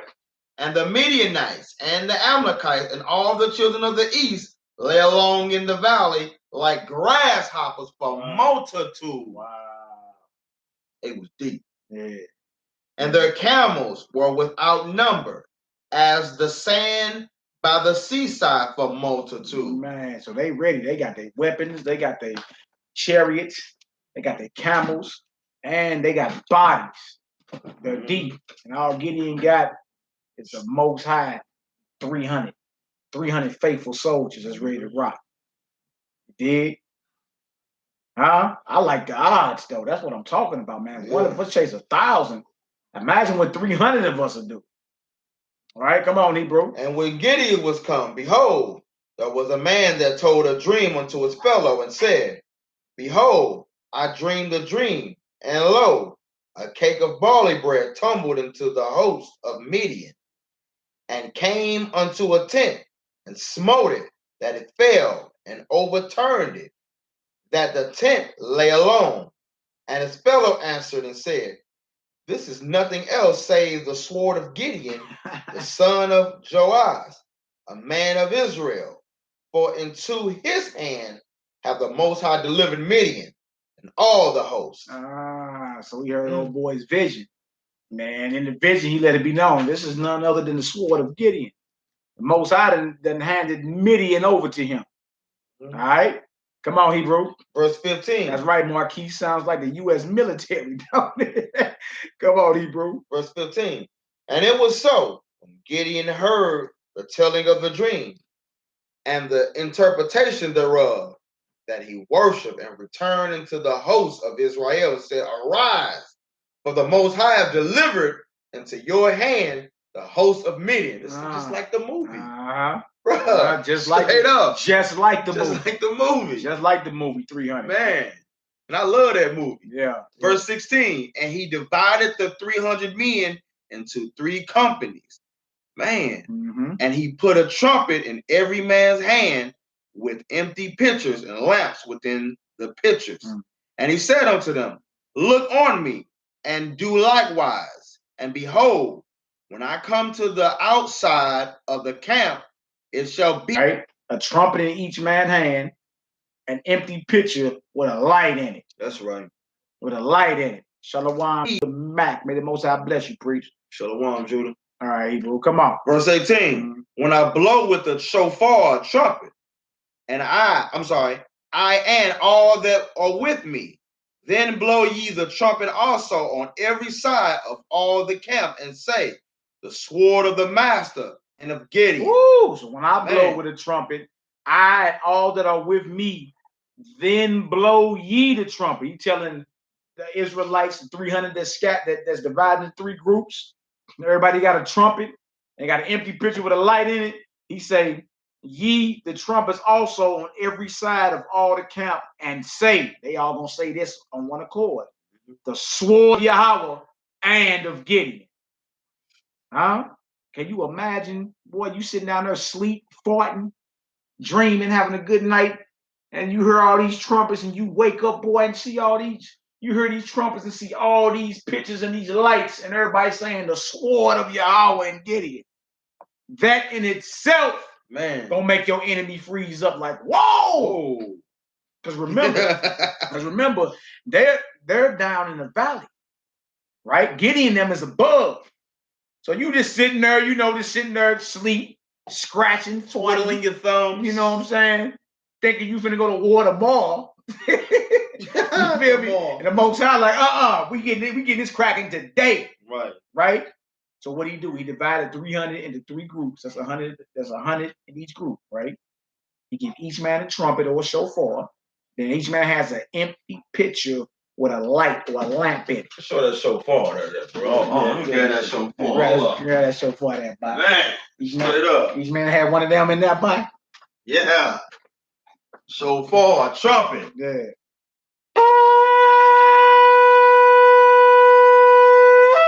Can you imagine, boy? Man, the trip I heard, pass it to the short legs. I know they're gonna want to blow. Yeah, look. Say Yahoo. Yahoo. Go ahead and blow the shofar. There you go, little joker. Young Malak. That's right. You don't know what you're doing, man. What you doing over there, little joker? Come on. And see how them little jokers, they came around the corner, they heard that trump. Bro. Right, it heard the sound, boy. Jill, what you got, girl? There you go, little baby. Brian Israel, what it do, Hebrew? B.I. What it do? Hey, y'all take it in there. Let's finish this. There you go, young prince. You get it. Straight up. Oh man, Shalom, bro. What it is we like, yeah, we got the short leggers blowing trumpets too, man. Right. Hey, y'all, let us finish. Y'all, we're clowning. Hold on. Straight up. Short leggers blowing trumps in this deal. Right. Oh man. Man. Much love to the brother Brian, man. Right. Shalom, Stefan. Right. So imagine 300 trumpets blowing. Right? And these brothers were skilled at trumpet blowing, man. All right. Imagine 300 trumpets blowing. You laying down, sleep, scratching and farting. You woke up out your sleep. You hear all these trumpets blowing, and you see all these lights scattered everywhere. Man, that's gonna scare you. That would be scary, like, boy. What? And they caught you off guard. Yeah. Remember when they took down Jericho? Yeah. Blew the shofar. Yeah. Circuited 7 times, blew the shofar. That's right. That's right. That's right, boy. We're excellent. The Most High is a man of war, so that lets you know he's a master at tactician. You feel me? He's a master. You feel me? At strategy. When he come back, he coming with the great sound of a trumpet. Yeah. It's spiritual.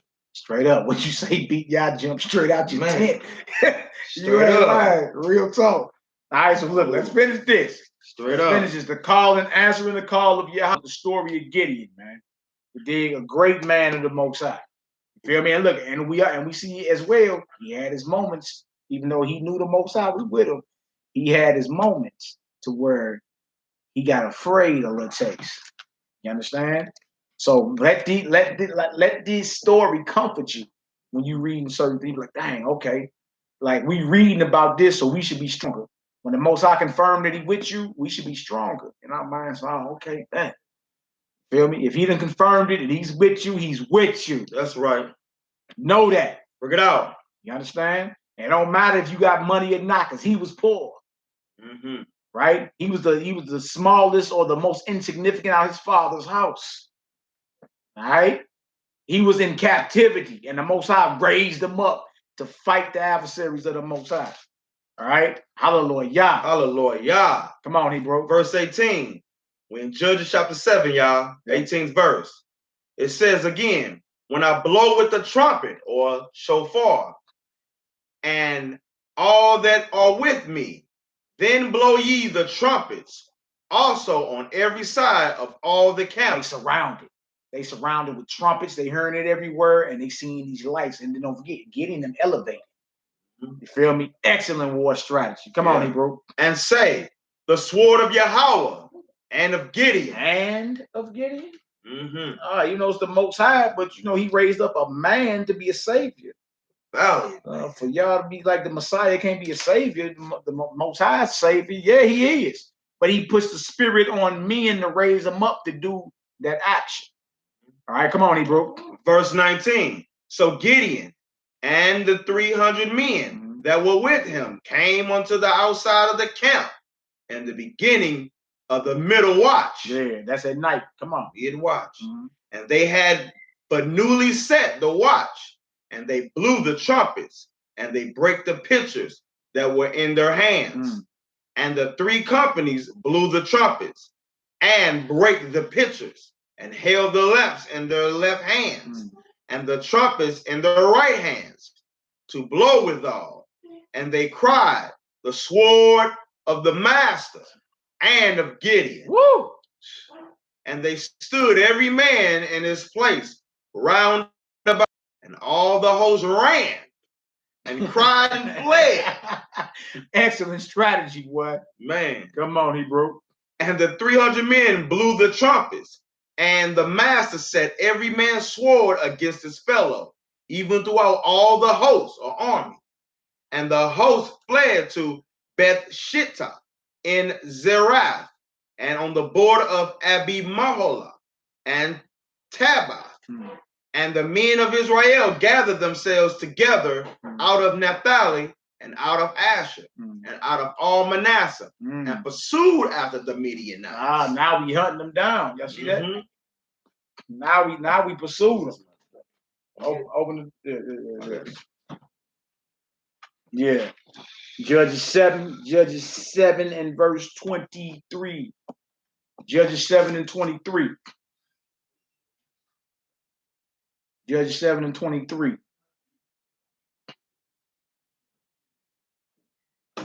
Okay.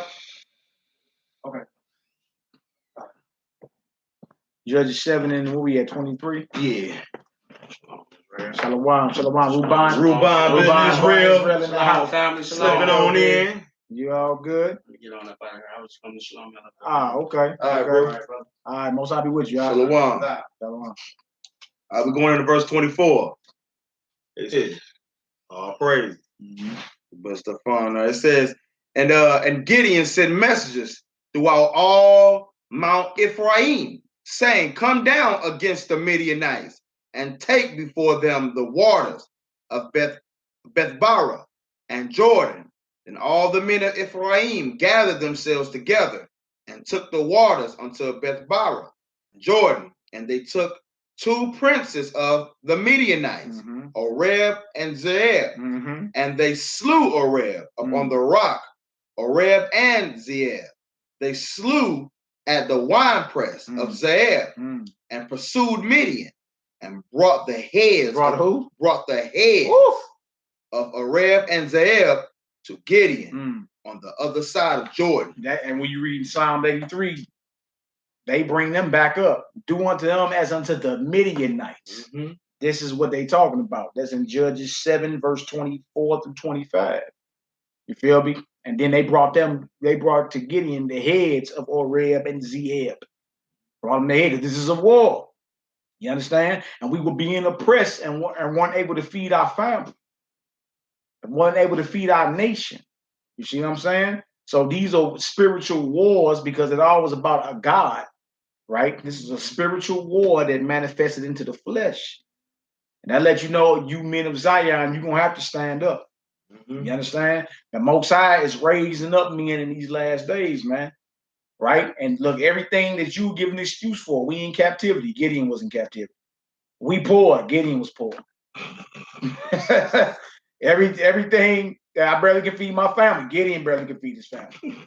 Every excuse that you have to not do this work, that Gideon could have had that excuse too. And the Most High still called him, man.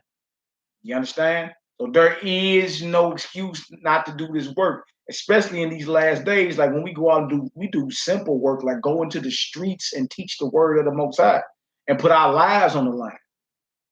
You got people scared to do that because you don't want to be labeled a certain way. Like, man, when are we going to stand up and do what the Most High called us to do? Right? Once we're strong as men and we establish the order, you ain't got to worry about nothing else, man. Everything going to get in line that's meant to get in line. Everything that's against the spirit of the Most High going to get rolled over. You either with it or you ain't. You either is or it ain't. You will or you won't. You do or you don't. You can or you can't. Freedom of jail, heaven or hell. You understand? Everything is either light or dark, right or left. That's right.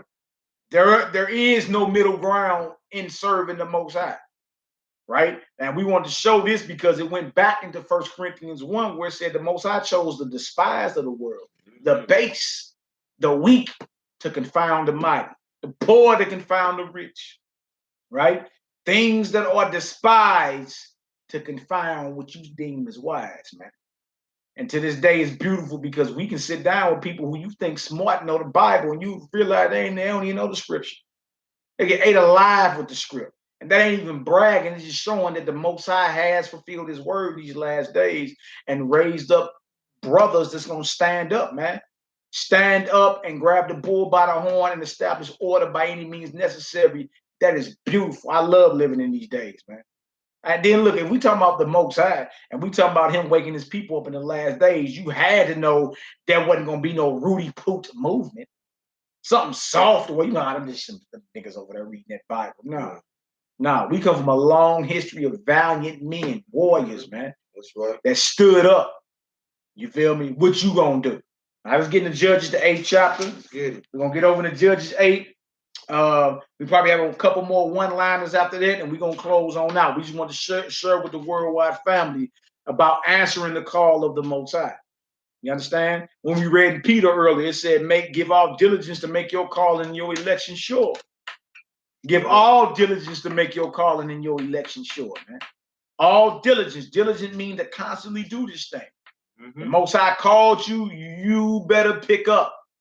You better answer that call. Constantly, huh? Yeah, and look, if it's not diligent, if it's not constant, you do understand you're gonna have a dull sword, right? You ain't gonna be cutting nobody with your little dull sword. Then you're gonna fall off. It's a dull sword. It's dull because you're not constantly sharpening your sword, man. You a Sabbath only Israelite. Right? The bus stop for you because you know you don't eat pork and crab no more. Right. That's it. Like you really not applying this thing, man. Once you apply this, you feel me? Oh man, it's so beautiful. It's so beautiful. All right. So we in Judges, the 8th chapter. After that, we got a parable of the Messiah in Matthew 22. Many are called, but few were chosen. 1 or 2 more one-liners, and we're going to get on the bottom of it, man. So I pray everybody's getting understanding thus far. If you're getting some understanding, throw a 7 up in the chat. You understand? Answering the call of Yahweh, the story of Gideon, man, which was beautiful because Gideon was a poor man. You understand? It's a poor man who by any means necessary fed his family, fed his tribe, even though they were being oppressed. That's right. And in mind, y'all, this is part 2. Part 1 had messed up, so I had to start over. Oh, yeah, man. Yeah. It's all good. You feel me? They always jiggling wires. All praise. I'm glad y'all got this. You understand? All praise, glory, and honor. All right, let's get this. The book of Judges, chapter 8, verse 1. Yeah. And the men of Ephraim said unto him, Why hast thou served us thus, that thou called us not when thou wentest to fight with the Midianites? And they did chide with him sharply. So, you got some other tribes mad because they wasn't there at the fight. So, this sounds so familiar. You know these are Israelites, man. This is how we get down. It's never good enough. I had Asher, Naphtali, Zebulun, and Manasseh there. Here come Ephraim. Now you mad because I didn't invite you to the battle. Because you ain't getting no ink at the battle. Right. Hey. Oh, this sounds so familiar. Yeah, today. God. Come on, Hebrew. Verse 2, and he said on I said that sound like today, exactly. Right. Why it ain't all praises the Most High delivered us? Why it can't be that? You know what I'm saying? Certain Hebrews mad because they ain't get called. Salty lights. That's right, Hebrews. Salty lights. Some Hebrews mad because they ain't get a call to go out to the streets. You ain't called me to debate. You ain't called me to debate. Oh, come on, man. It's funny. Why can't you be all praises to the Most High for the victory? Right. All right, come on, Hebrew. Verse 2. Yeah. And he said unto them, what have I done now in comparison of you?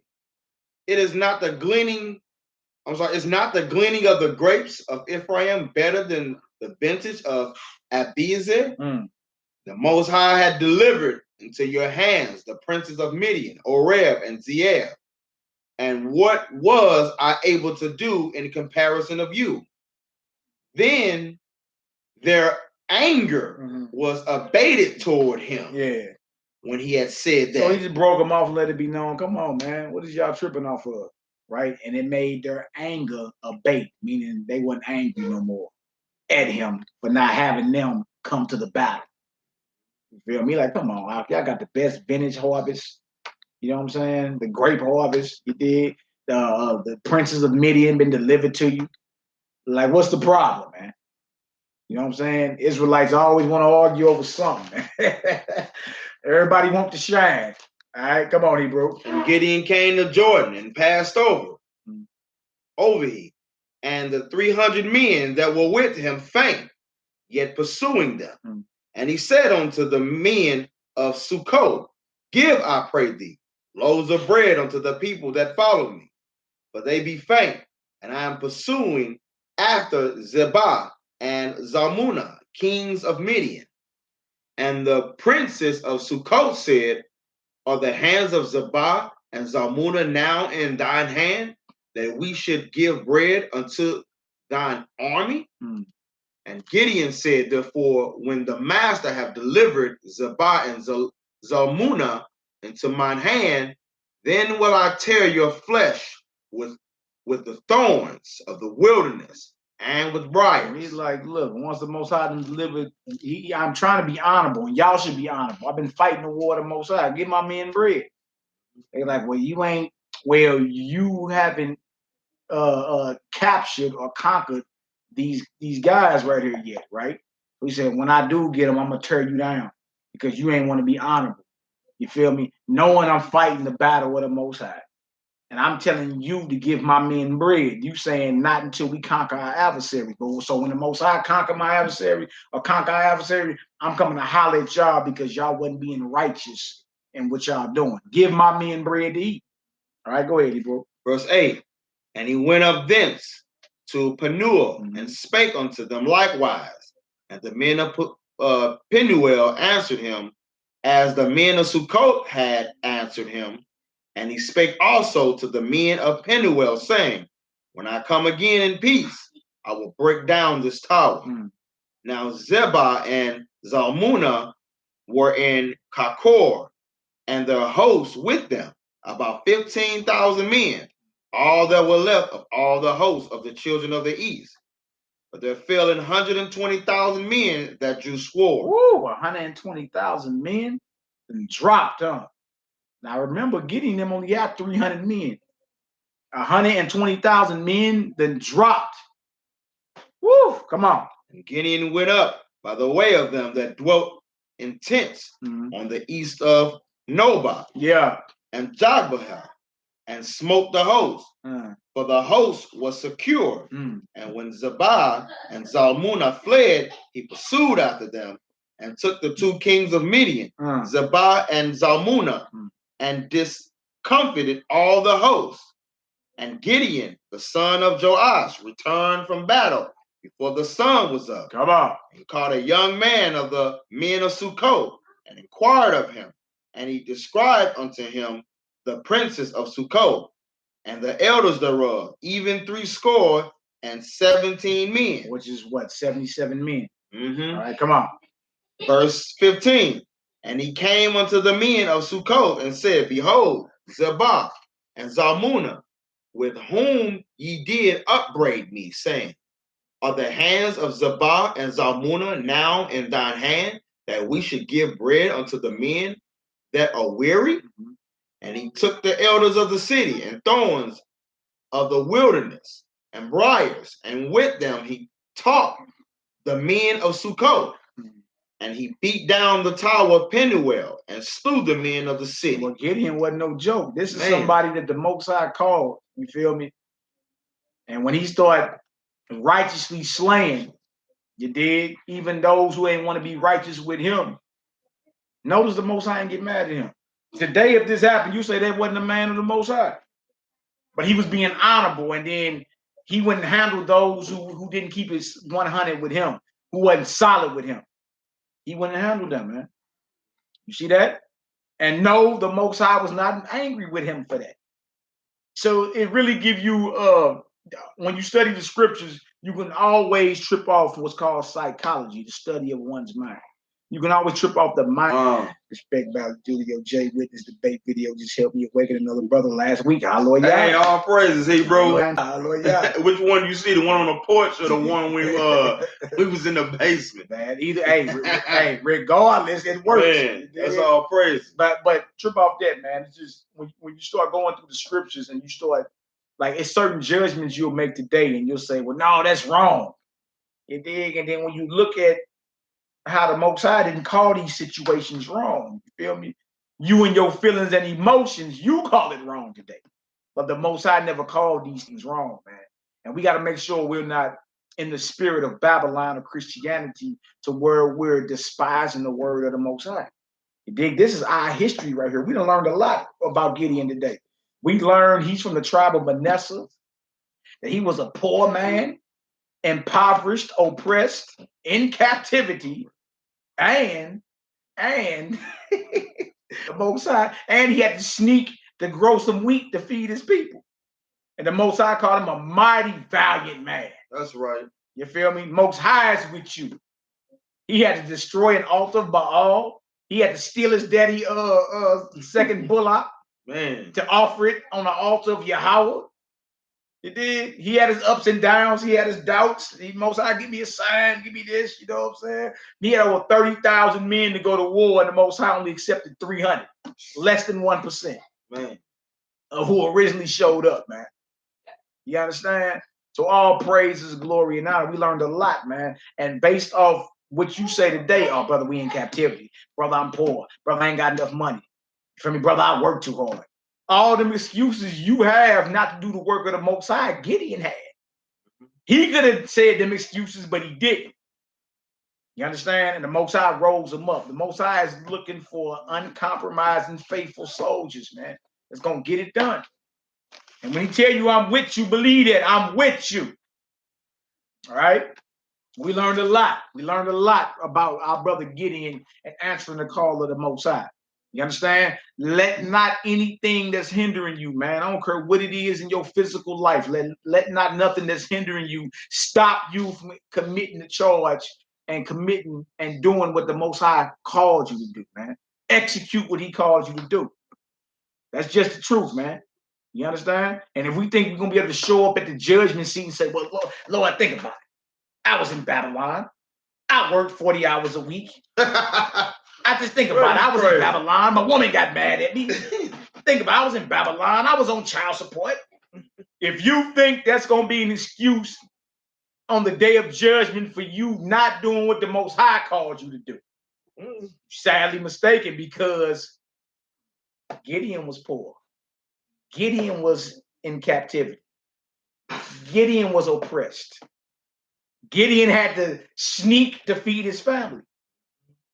Gideon had to commit a capital offense in the eye of man. It'll be like blowing up the Gateway Arch or something.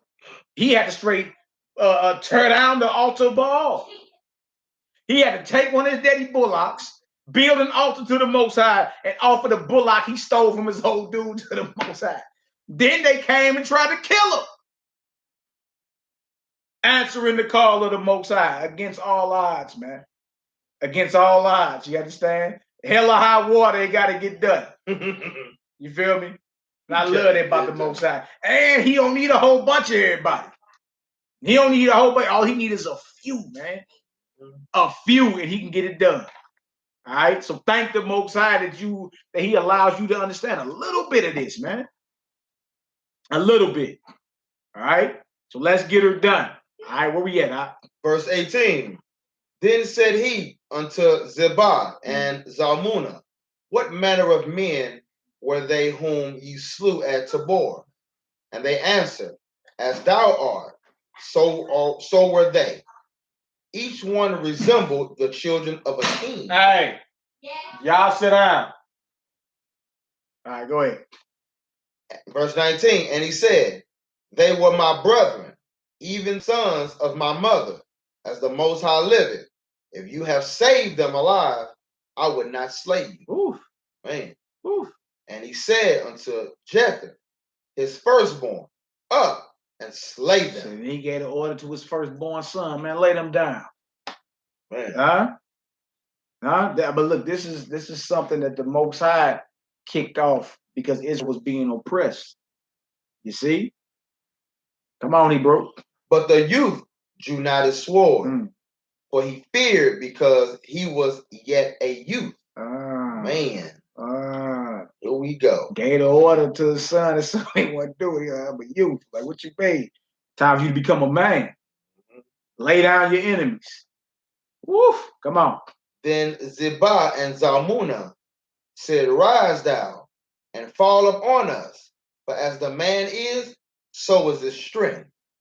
And Gideon arose and slew Zebah and Zalmunna and took away ornaments that were on their camels' necks. Then the men of Israel said unto Gideon, rule thou over us, both thou and thy son son's son also, for thou hast delivered us from the hand of Midian. Now y'all want him to be the leader now. He's a judge, a shapat in Hebrew, right?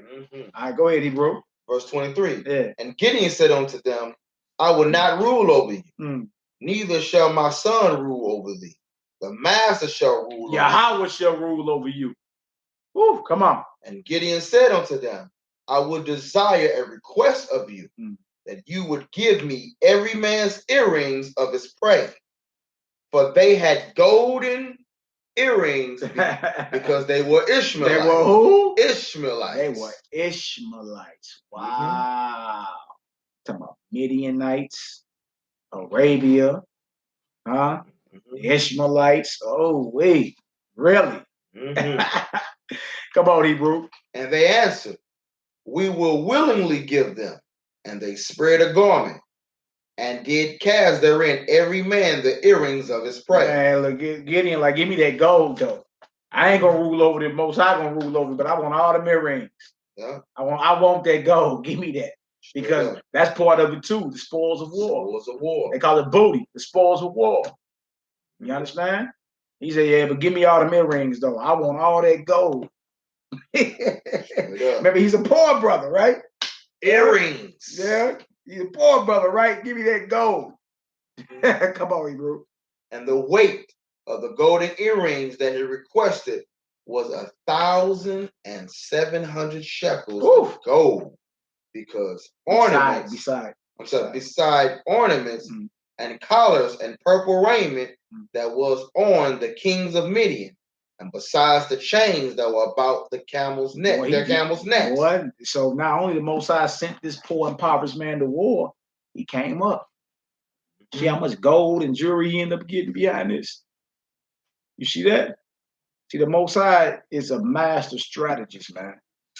You know what I'm saying? They got to break us off. Even in Revelation 22, the kings of the world got to come and bring all that gold back to us. You got to break. When we left Egypt, what we do? We robbed the Egyptians. Give us all that gold, all that apparel. Give us all that. You understand? It's the same right here in Gideon time. Gideon, like, give me all that jewelry. Give me all that. You feel me? So the Most High provide on all types of levels. On all types of levels. Not only are our enemies getting laid down, we getting their jewelry, we taking their jewels.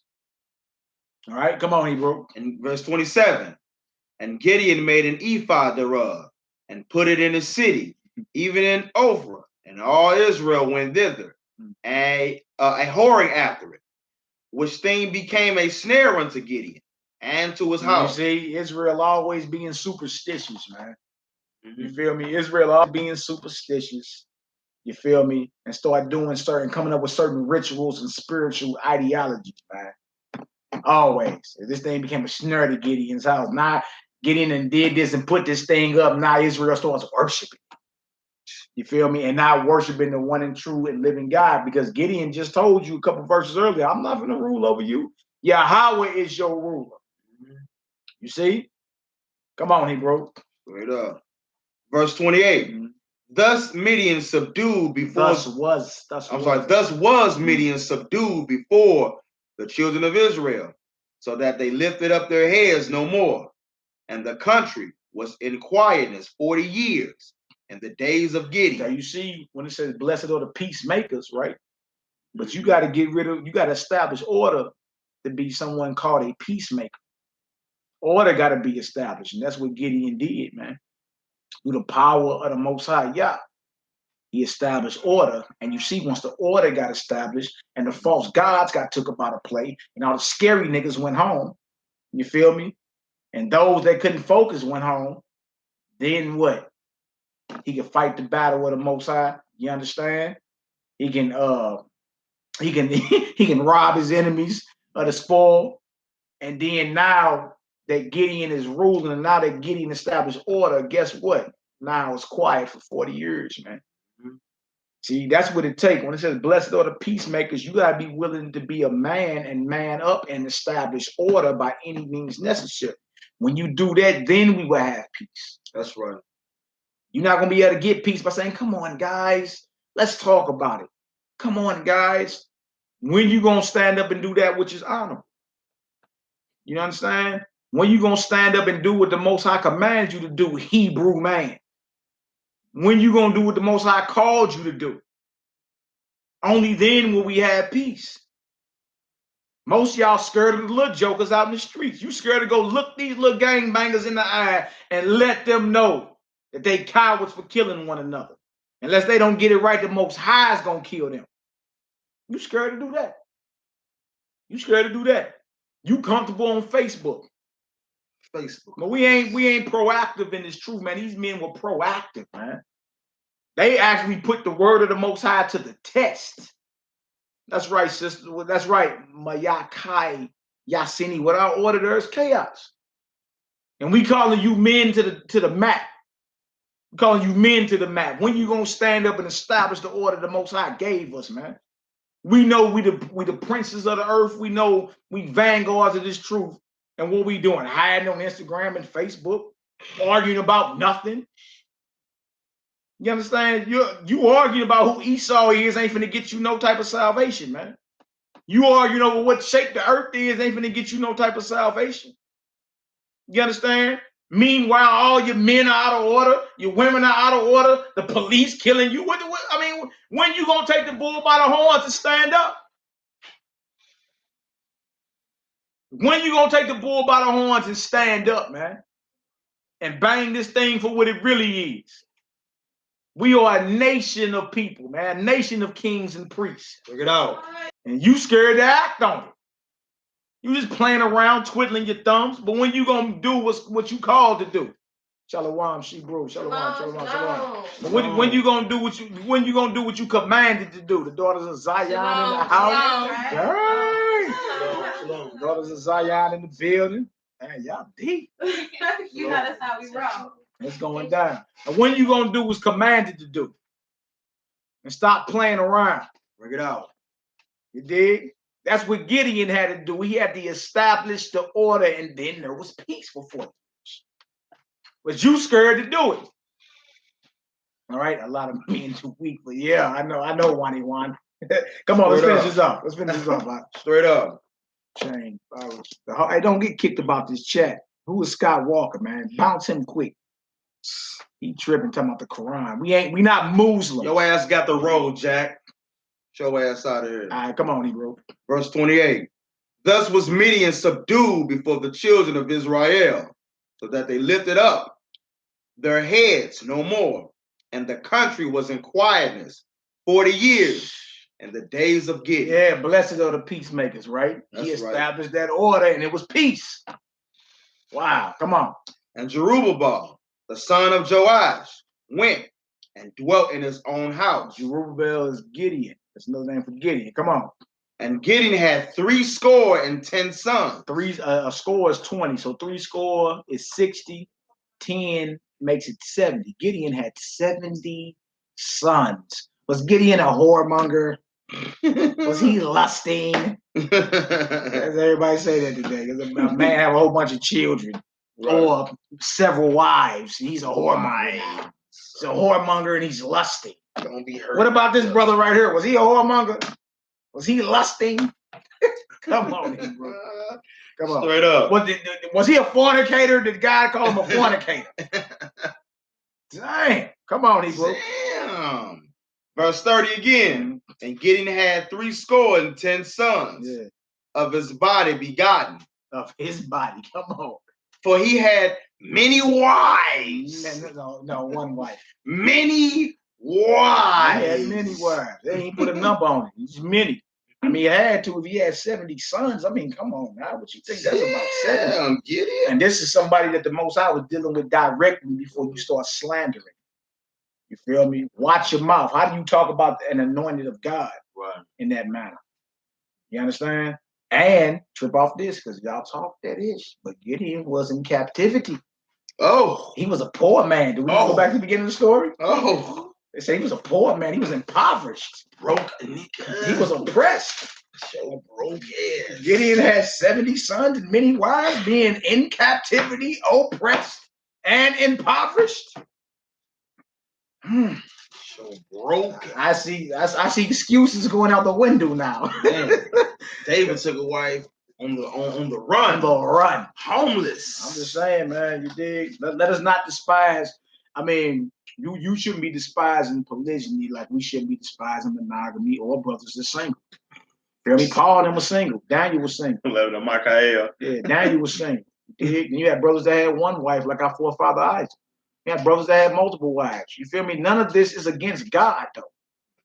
You feel me? And today is a big war against brothers that's polygynous. I'm pro polygyny. I am too. Yes. And for the record. Yeah. What minute marker is this? This is 3 hour, 27 minutes, and 50-second minute marker. Yes. Shout out to my wives that are watching. Yeah. Yahoo. Handle your business, man. You understand? Handle your this watching now. Handle your business. Shalom, Queen. It's all in the righteousness. You feel me? But this brother right here had 70 wives. No, 70 sons and many wives. And the Most High God was with him. And he was poor, impoverished, and he was in captivity to the Midianites. So anything you might say, well, you ain't got enough money, or you in captivity, or well, this brother was too, and it still got done. Finish him. You understand? So it's all good. All praises, glory, and I look at bro saying, man, they ain't even including the daughters he had. Right. Now that's the Bible. Music of flower child. That's the Bible, no doubt. All right. That's what's up, sister. You say stay single till you die. For it on the record. Right. May heaven and earth bear record. You want to be single till you're dead. Man, on it for the record. For it on the record. That's a hard one. That's a hard one. Don't be playing with yourself watching pornos. You don't be doing none of that. All right, come on. Oh, man. Come on. Verse 30 again. And Gideon had 70 sons. Yeah. And his body begotten. And of his body begotten. For he had many wives. Hallelujah. And his concubine. Oh my God. So he had wives and he had a concubine. What is going on? Going all the place. He had a lot of yesterday. That's the inside. Somebody said that when I did a video on polygyny yesterday. Girl gonna tell me something. You just want all the play. We are the laughing at. Yeah, so this brother was polygynous, had over 70 children, many wives, and he had a concubine too. Dang, more Quabah? Is that not enough? Dang, Gideon. This is in the Bible. Man anointed of God. All right, come on, Hebrew. And his concubine that was in Shechem, she also bare him a son, whose name is called Abimelech. Abimelech, come on. And Gideon, the son of Joash, died in a good old age. And he died in an old age, man. Honorable. Died peaceful. Yeah, come on, Hebrew. And was buried in the sepulchre of Joash, his father, and Ophrah of the Abiezrites. And it came to pass, as soon as Gideon was dead, that the children of Israel turned again and went a whoring after Baalim, and made Baal their god. See what happened when the order is not maintained? You feel me? Look, we're like children, man. Children, you got to constantly stay on children and let them know, no, don't do that. Do this. No. What I tell you. And that's looked at like it's not love, but that is love. When this brother finally died, who was establishing the order and it was peace, chaos broke out again. That's why we've been charging you men. You men better stand up in this final hour, man. Drop the hammer. Drop the hammer. And get it done. All right, come on, Hebrew. Verse 34. Yeah. And the children of Israel remember not the master of their Elohim. Yahweh their Elohim. Come on. Who have delivered them out of the hands of all their enemies on every side. You see, when you start going lax on everything, then you forget the Most High. You see, when you turn your back on his order, his commandments, then you forget him. And then you look up and everybody's like, it's all innocent. It doesn't matter. Let the kids be kids. Instead of checking it. You feel me? Let the women be rebellious instead of checking it. Let the men do what they want instead of checking it, man. Drop the hammer. That's what you've been called to do. You ain't been called to make a whole bunch of friends for everybody to like you in this. You read that in Ezekiel earlier, didn't we? He told Ezekiel, I don't care what they say or how they look at you. You understand? Make your forehead harder than theirs. That's right. Tell them I sent you. That's the mindset we need to be in, man. The hell with somebody's feelings. All right, come on now. Verse 35. Yeah. Neither showed they kindness to the house of Jerubbaal. Wow. Namely Gideon, according all the goodness which he had showed unto Israel. Yeah. So that right there was Judges chapter 6 through chapter 8. You understand? We're gonna end this with we could. We got about 30 more minutes. We're gonna end this with Matthew 22. Many are called, but few are chosen. You understand? And answer the call of the Most High. Gideon answered the call of the Most High. Being poor, a slave, impoverished. He answered the call. He did. Went to war and the Most High was with him. And he established order in Zion. It was quiet. You feel me? Everybody loved him for 40 years because he stood up and did that which was honored.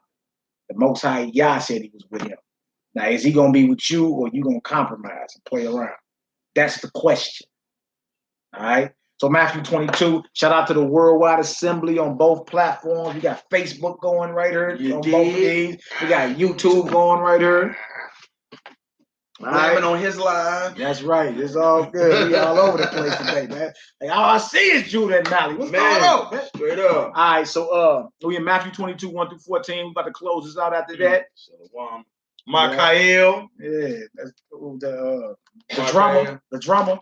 No, he on here too. Oh, okay. Yeah, both of them on here. Oh, okay. Shalom anyway. He was about Shalom. Y'all ain't nobody. That's all good. Hey. Life of an Israelite, huh? Life of an Israelite. Life of an Israelite. Obedience over sacrifice. All right, Matthew 22. We're going to read 1 through 14. All right. Hosea, SOL, Yahoo. That's what's up, Yahoo. Sons of light. I pray we all got understanding. You know. But you ain't got enough money. Check ain't big enough. Hosea. Shalom, bro. Don't nobody want to make no love broke. Leroy Thompson, man. No romance, no finance. He said if you want your family saved, if you want your family off drugs, get your money. Get your money up. They playing no games out here, boy. Hey. Well, all praises to the Most High, because we just read about an honorable brother who was poor, in slavery, and oppressed. The Most High dealt with him. polygynous. He had many wives and many children. Died in a good old age too, man. A good old age. Can you imagine how many descendants he got out here now? Man. Jacob only had 12 sons and a daughter. This nigga had 70 sons. Man. Can you imagine the daughters he had too? And he had a son by his concubine as well. God, man. Thou must not forget that. And he told his one son, hey man, kill him. Right. Lay him down, he tripping. Man. That's a lot of loin warfare. That's a lot of loin warfare, boy. Dang. All right. Man. Kind of how I had 72 talking about. He's clowning on my news feed. Going in on me. Both my Kyle. You know, I can't stand them. Montez Boo Chop Shop. 888. Here you go with the mates, huh? Man. That's TT Ursh. Oh, you just now tuning in. You missed the story of Gideon, TT. Which one is it? Which one is it? That's Ursh at the shop. Which one? Montez Boo Chop Shop. Okay. Man, you missed the story of Gideon, TT. Gideon the polygynous. Yeah, Gideon had 70 sons. He had many, he didn't say how many wives he had. Said he had many wives. A concubine. He was in slavery. Man. He was poor. Didn't have no car. And he was oppressed. Man. She said, don't do me. I'm saying, TT, you missed it. Man. You missed it. Every excuse you say don't do it for, hey, it was him. Son by his concubine. Man. Hey, that's right. Let's say these older elders act as if polygyny is a devil crime. Exactly. Man. I read that already. Are you read it already? Well, that means you ain't got no more excuses, TT. You got to come on home. Right. You got to reform your thinking now. Dang. Gideon was poor, and he can't take care of you. He was oppressed. He was in captivity. He was a slave to the Midianites. The Most High still rolls him up, man. You did. What about if you're a bishop or a deacon? That's somebody that desire that. If somebody desire that Ben-Yah. Who is that? But that's only a trip off this. And it's more than just the bro Ben-Yah right there. And it's more than this that. If you was a bishop or a deacon, for one, you got to desire that office. You got to want to be there. Can't nobody force you into that. And it's a whole bunch of stuff like your children got to be right. Your wife can't be no slanderer. Why don't we just read it? You feel me? It go all the way, and I know where you go. Look at Ursh say, I know where you going. I know. All right, let's get this Matthew 22, man. Right. He got it. All right. And I know where you going. Yeah, TT, you have to change your belief on that. I'm coming to holler at you soon. I didn't want to share my man. Because it wasn't a problem when we were in the world. Yeah, exactly, it wasn't no problem when we was in the world, man. Right. Or if it was real quiet. Right, that's a damn song on the radio. I don't know who it is, some lady. Someone have them on a weekend or something like that. It's all good now. Huh? Boyfriend number 2, huh? I heard somebody laughing. They must know what I'm talking about back there. What's the lady name? Oh man. Who? Right. You ain't gonna know. Scissors? You're not worldly, brother. Right. You're not gonna know. Somebody named Scissors, whatever. Yeah, so you have them on the weekend. It's all good. Right. Like she over here bugging up. That's right. Our Lord, that's right, sister. So he got blessed for putting y'all work in his rewards. That's right. Well, I did that video on polygyny last night, but I got cursed out, dumb ass, all kind of stuff. Get cursed out. Damn. Yeah, pimp. Right. I ain't calling y'all that. I'm not a one-woman man. What?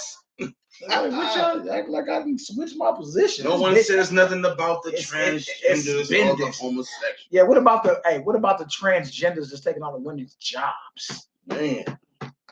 Huh? What about the high school transgenders that's in one state in these sports? Nobody's saying nothing. It's okay. All right, Matthew 22. Let's finish it. Matthew chapter 22, verse 1. Dang. Let me know when you're ready. All right, let's get it. It says, and YHWH answered and spake unto them again by parable, saying, the kingdom of heaven is like unto a certain king, which made a marriage for a son, and sent forth his servants to call them that were bidden to the wedding. To call them. This is about answering the call of the Most High. That's what this is about. Answering the call of the Most High. Yeah, come on, bro. And they would not come. Again, he set forth other servants, saying, tell them which are bidden, behold, I have prepared my dinner, my oxen and my fatlings are killed, and all things are ready unto the marriage. Come on, Verse 5. But they made light of it and went their ways, one to his farm, another to his merchandise. And the remnant took his servants and entered them spitefully and slew them. Oh, man. Verse 7. But when the king heard thereof, he was wroth, and he sent forth his armies and destroyed those murderers. Yaki in the building. Shalom. And buried. Shalom, Israelites. What it do, bro? Excellent lesson last night, bro. You already know. Got the young gun in the building. Man, got the gunner, the bomb dropper, and the student. I know what time it is, man. It don't stop. Damn. The casket drop. Swamp. Yeah, you watch out. You already know. When he got all the gold, is considered for a month to be considered not poor. Yeah, no doubt. But look, go read the whole story. Brother was poor, captivity and all. You dig? All right, come on, Negro. All right. Verse 7. But when the king heard thereof, he was wroth, and he sent forth his armies and destroyed those murderers and burned up their city. Then said he to his servants, the wedding is ready, but they which were bidden were not worthy. Go ye therefore into the highways. Go where? Go ye therefore into the highways, and as many as you find, bid them to the marriage. That's what you see going on when we do classes, when we go out in the streets, when we make our music. That's us going out to the highways and byways, spreading his word. You have an invitation to the wedding. You understand? That's called the marriage supper of the Lamb. That's the Revelation, the 19th chapter. And that's what we doing. You feel me? Come about these wicked ways, these pagan ways, and turn back to the Most High. Right? Man up. Let's read it, bro. Verse 10. So those servants went out into the highways and gathered together all, as many as they found, both bad and good. And the wedding was furnished with guests. And when the king came in to see the guests, he saw there a man which had not on a wedding garment. I mean, he wasn't prepared for this. See that? Wasn't prepared for the calling that the Most High sent out. He took it like it was nothing. All right, take this walk serious. All right, come on now. And he said unto him, friend, how comest thou in hither not having a wedding garment? What you in here? What you doing in here and you ain't prepared? And go ahead, bro. And he was speechless. He was what? Speechless. I just want to know. I don't know. I don't know. Shoulders touching you. I don't know. I know it's not. You just heard. Right? Because being in this walk, there's rules. You understand? There's commandments. There's order. How you get invited and you don't know the order. How you in the game and you ain't practiced yet. You in the spirit like, we'll just wait till we get to the kingdom. Straight up. We'll just wait till we get to the kingdom. When do we practice, man? Straight up. You gonna be up in the wedding without a garment on? In other words, not prepared? You're not prepping now for the kingdom? You missed the wedding rehearsal. Yeah, you missed the rehearsal. You missed the rehearsal. What are you doing? How are you not prepared for this? That's a great question. Come on, Hebrew. Verse 13. Then said the king to his servants, bind him hand and foot, and take him away, and cast them in the outer darkness. There shall be weeping and gnashing of teeth. There shall be weeping and gnashing of teeth. This calling the series, it come with divine promises, an inheritance that's very rich, a crown, rulership, divine nature. You feel me? Immortal life, dominion, rulership. It come with all that. You dig? This calling is serious. So when you understand that, you take it serious. And don't play around. Let everybody else who want to play with their thumbs get wrapped up. They're going to fade to black shortly. Had them on their own time. Look up outer and darkness. Yeah. But, hey, that's a different type of element right there. That's something else. It slipped into a black hole. And I watched the movie the other day, boy, everything slipped into this black hole. Outer darkness. What the hell is all that? Everything in existence slipped into this little hole, man. Like got sucked into it. I'm like, man, what is that? Yeah. There shall be weeping and gnashing of teeth. Go ahead, he wrote. Verse 14. Yeah. For many are called, but few are chosen. For who? For many are called. Yeah. But few are chosen. So many get called into the interview, but only one get chose for the job. You dig? So even though you've been called, give diligence to make your call and your election sure. You feel me? You gotta be constantly on this. Constantly. You can't just be a virtuous woman on the Sabbath and then a dragon for the rest of the week. It's 24/7, 365. You can't be a soldier of the Most High. Feel me? On the Sabbath day, and then every other day you just a nigga in the streets. That don't nobody even know that you professed that you had this light, this supernatural waters from on high. Don't nobody even know. You see, you got to constantly be doing this thing, man. Anything outside of it is a breaching spirit. You understand? It's a breaching spirit, and the Most High ain't dealing with you on that level. All right, I got one more. Philippians 3. We're gonna close out Philippians 3, verse 11. Verse 11 through 16. Philippians 3? Yeah, Philippians 3, 11 through 16. Philippians 3, 11 through 16. Y'all give me a 7 when y'all get there. Philippians. We follow is no religion. Nah, just truth. Unless you're talking the law, statutes, and commandments. You dig? Pure truth. Sorry, we ain't on nothing else. Pure truth. That's right. That's right. The truth. And the truth offends many. The truth of what? Offends many. Many shall be offended. Mm-hmm. You dig? Straight up. Real quick. This is 1 Maccabees chapter 2, verse 19. Then Mattathias answered and spake with a loud voice, though all the nations that are under the king's dominion obey him and fall away every one from the religion of their fathers, and gave consent to his commandments. Yet I and my sons and my brethren walk in the covenant of our fathers. That's right. God forbid that we shall forsake the law and ordinances. We will not hearken to the king's words to go from our religion, either on the right hand or to the left. So our religion is keeping God's laws, statutes, and commandments. Right. Not Christianity, Catholic, Muslim, Jehovah's Witness, Seventh-day Adventists, none of that. Right. You know what I'm saying? So that was 1 Maccabees chapter 2, verse 19 through 22. Oh, you know what I'm saying? Powerful. Yeah. I heard he be rattling the scripts off like that. Give me Proverbs 4. Proverbs 4. You already know. 1 and 2. Let's go down, man. Dude having cracking the early shoot from the hip. Either this is just a fluke, or the Most High has raised up seed in these last days, man. You like shoot from the hip. That's dealing with the fountain of living waters. You understand? Proverbs chapter 4. Spirit of the Most High, that fire from on high. All of it. Or it's just, this is just cute. This is a whole bunch of men reading the Bible. Or it's the Spirit of the Most High. You understand? Being poured out on us in these last days to get this done. Feel me? And if it's a game, or why you can't go listen to the pastor flip through 100 scriptures in 3 hours, get you some understanding. You can't go to church and get no lessons like this. It don't happen. And y'all know it's the truth. Right. All right.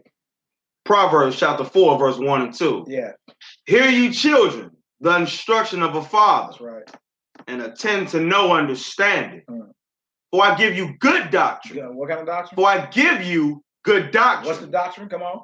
Forsake ye not my law. The doctrine is the law of the Most High, in faith of his only begotten beloved Son. Yeah, I give you good doctrine, forsake ye not my law. All right. All right, we're going to finish this off, y'all. Philippians, the 3rd chapter.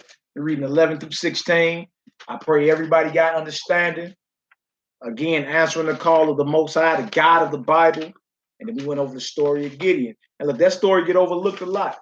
Yeah. People never go into it, man.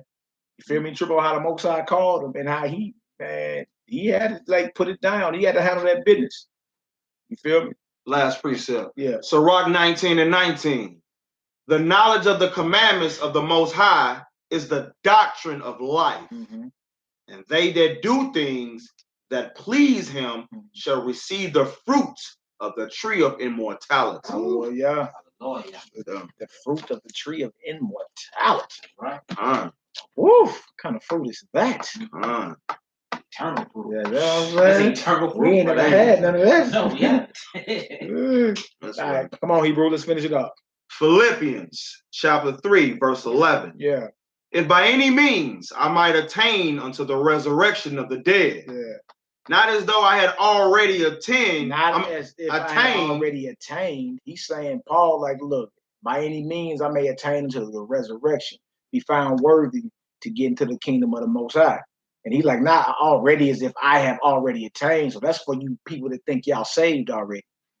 He's saying, I ain't, look, he's alive writing this and saying, I ain't even got it yet. Right? Come on, he wrote that again now. Verse 12. Not as though I had already attained, either were already perfect, but I follow after. If that I may apprehend that, if that I may apprehend that, for which also I am apprehended of Hamashiach Yahushua. Right. Brethren, I count not myself to have apprehended. He said, I count myself to not have apprehended. You feel me? I ain't saved yet.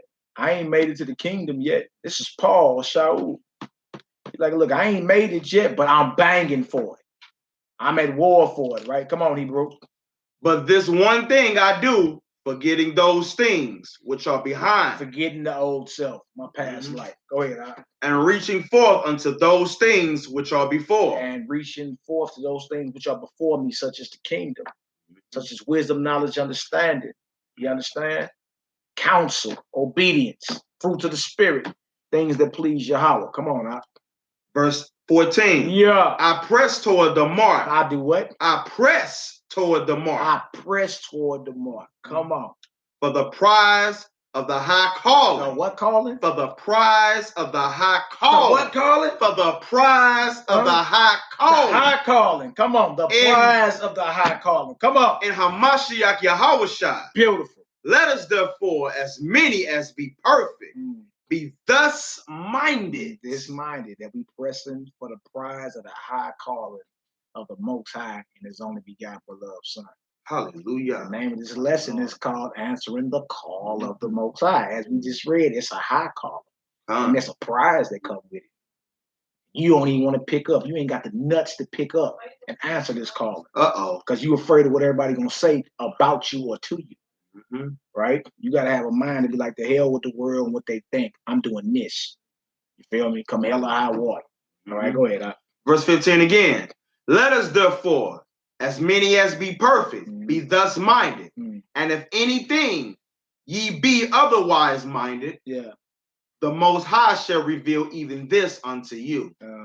Nevertheless, nevertheless, whereunto we have already attained. Come on. Let us walk by the same rule. Walk by the same rule, which is the commandments. See that? We walk by the same rule. It's a code we live by, man.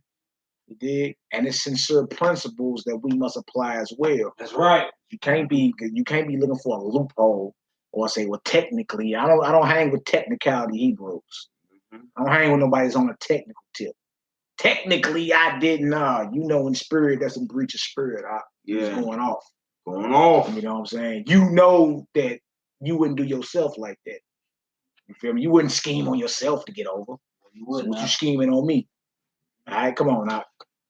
Let us mind the same thing. Brethren, be followers together of me. Come on. And mark them which walk so as ye have us for an ensample. Mark them, right? 18. What does it say? 18. For many walk, of whom I have told you often, and now tell you even weeping, that they are the enemies of the cross of Hamashiach. See? He like, I'm telling you, crying even now, that everybody you see around ain't solid, man. You feel me? Everybody ain't 100 or 1,000 in this thing. Many are the enemies of the persecution of Hamashiach Yahushua.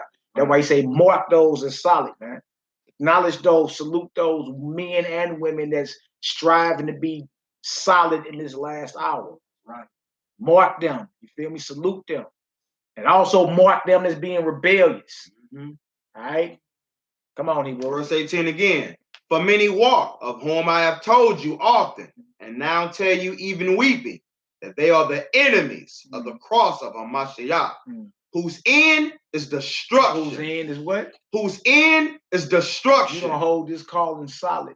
You don't hold on to the very thing the Most High called you to do. Your end is destruction. Whether you man or woman, it don't even matter. You feel me? We got in our minds that we can just poke our lip out and the Most High gonna honor that. He don't give a hell about none of that. What you gonna do? You feel me? If you a righteous warrior of the Most High, we gonna hold you to it. If you claiming to be a virtuous woman of Zion, we gonna hold y'all to that. You gonna have to own it around us. We're not gonna allow any of that it's the no-fly zone. Not even allowing no type of weakness to go down. That's right. Because in the end, it come back on us. We the men. All right, go ahead, Ebro. Whose end is destruction. Yeah. Whose God is their belly. And whose glory is in their shame. Come on. Who mind earthly things. God is their belly. You see that? Earthly things are their desire. Go ahead, Ebro. For our conversation is in heaven. Above. Right, go ahead. From whence also we look toward the Savior, the Master, YHWH HaMashiach. Come on. Who shall change our vile body, that it may be fashioned like unto his glorious body, according to the working whereby he is able even to subdue all things unto himself. Hallelujah. Hallelujah. All praises, glory, and honor to the Most High Yahweh in the name of his only begotten beloved Son, YHWH. I pray all y'all got understanding. If y'all understand it, throw a 7 up in this deal. Dana, we're glad to have you here for the first time. All praises. All praises. Definitely stay tuned in. Yeah, more coming. You know, this is the channel where we promote the light of the scriptures. We dive deep in the mysteries. We hold men to the order. We hold women to the order. We uncompromising Israelites. You feel me? In the end, you'll love us for it even more. You dig? Oh, them a whole bunch of 7s. TT Ursha, you know we coming to holler at you. There she goes. 7. Yeah, Ursh. Right. All praises, glory, and honor. Until the next time, I'm your brother Malachi Maccabee, honor humility STL, Melchizedek order STL, second of Nazarene. And I'm your Judah the Shooter. Judah the Shooter. You already know what it is. Aki in the back. House of Zion Homeschool as well. Y'all check the description link and donate to the House of Zion Homeschool. We got a building. We're doing major moves.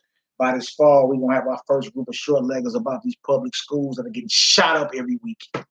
You feel me? And teaching all type of transgender neutrality and all type of madness. So pray for us as we continue to pray for y'all. And y'all know the saying, strap up or back up. Strap up or back up. Meaning strap up in the spirit of the Most High or get in the back somewhere. You're insignificant. Shalom. Shalom. Yahoo. Yahoo. Order. I gotta charge my phone up, bro. Hey, look at this over there, man. Oh, man. Okay, we on the Facebook, too. Facebook, I got cussed out on Facebook. Who cussed me out? All right, man. Love you, too. Yeah, what's your ugly ass? And your ugly ass.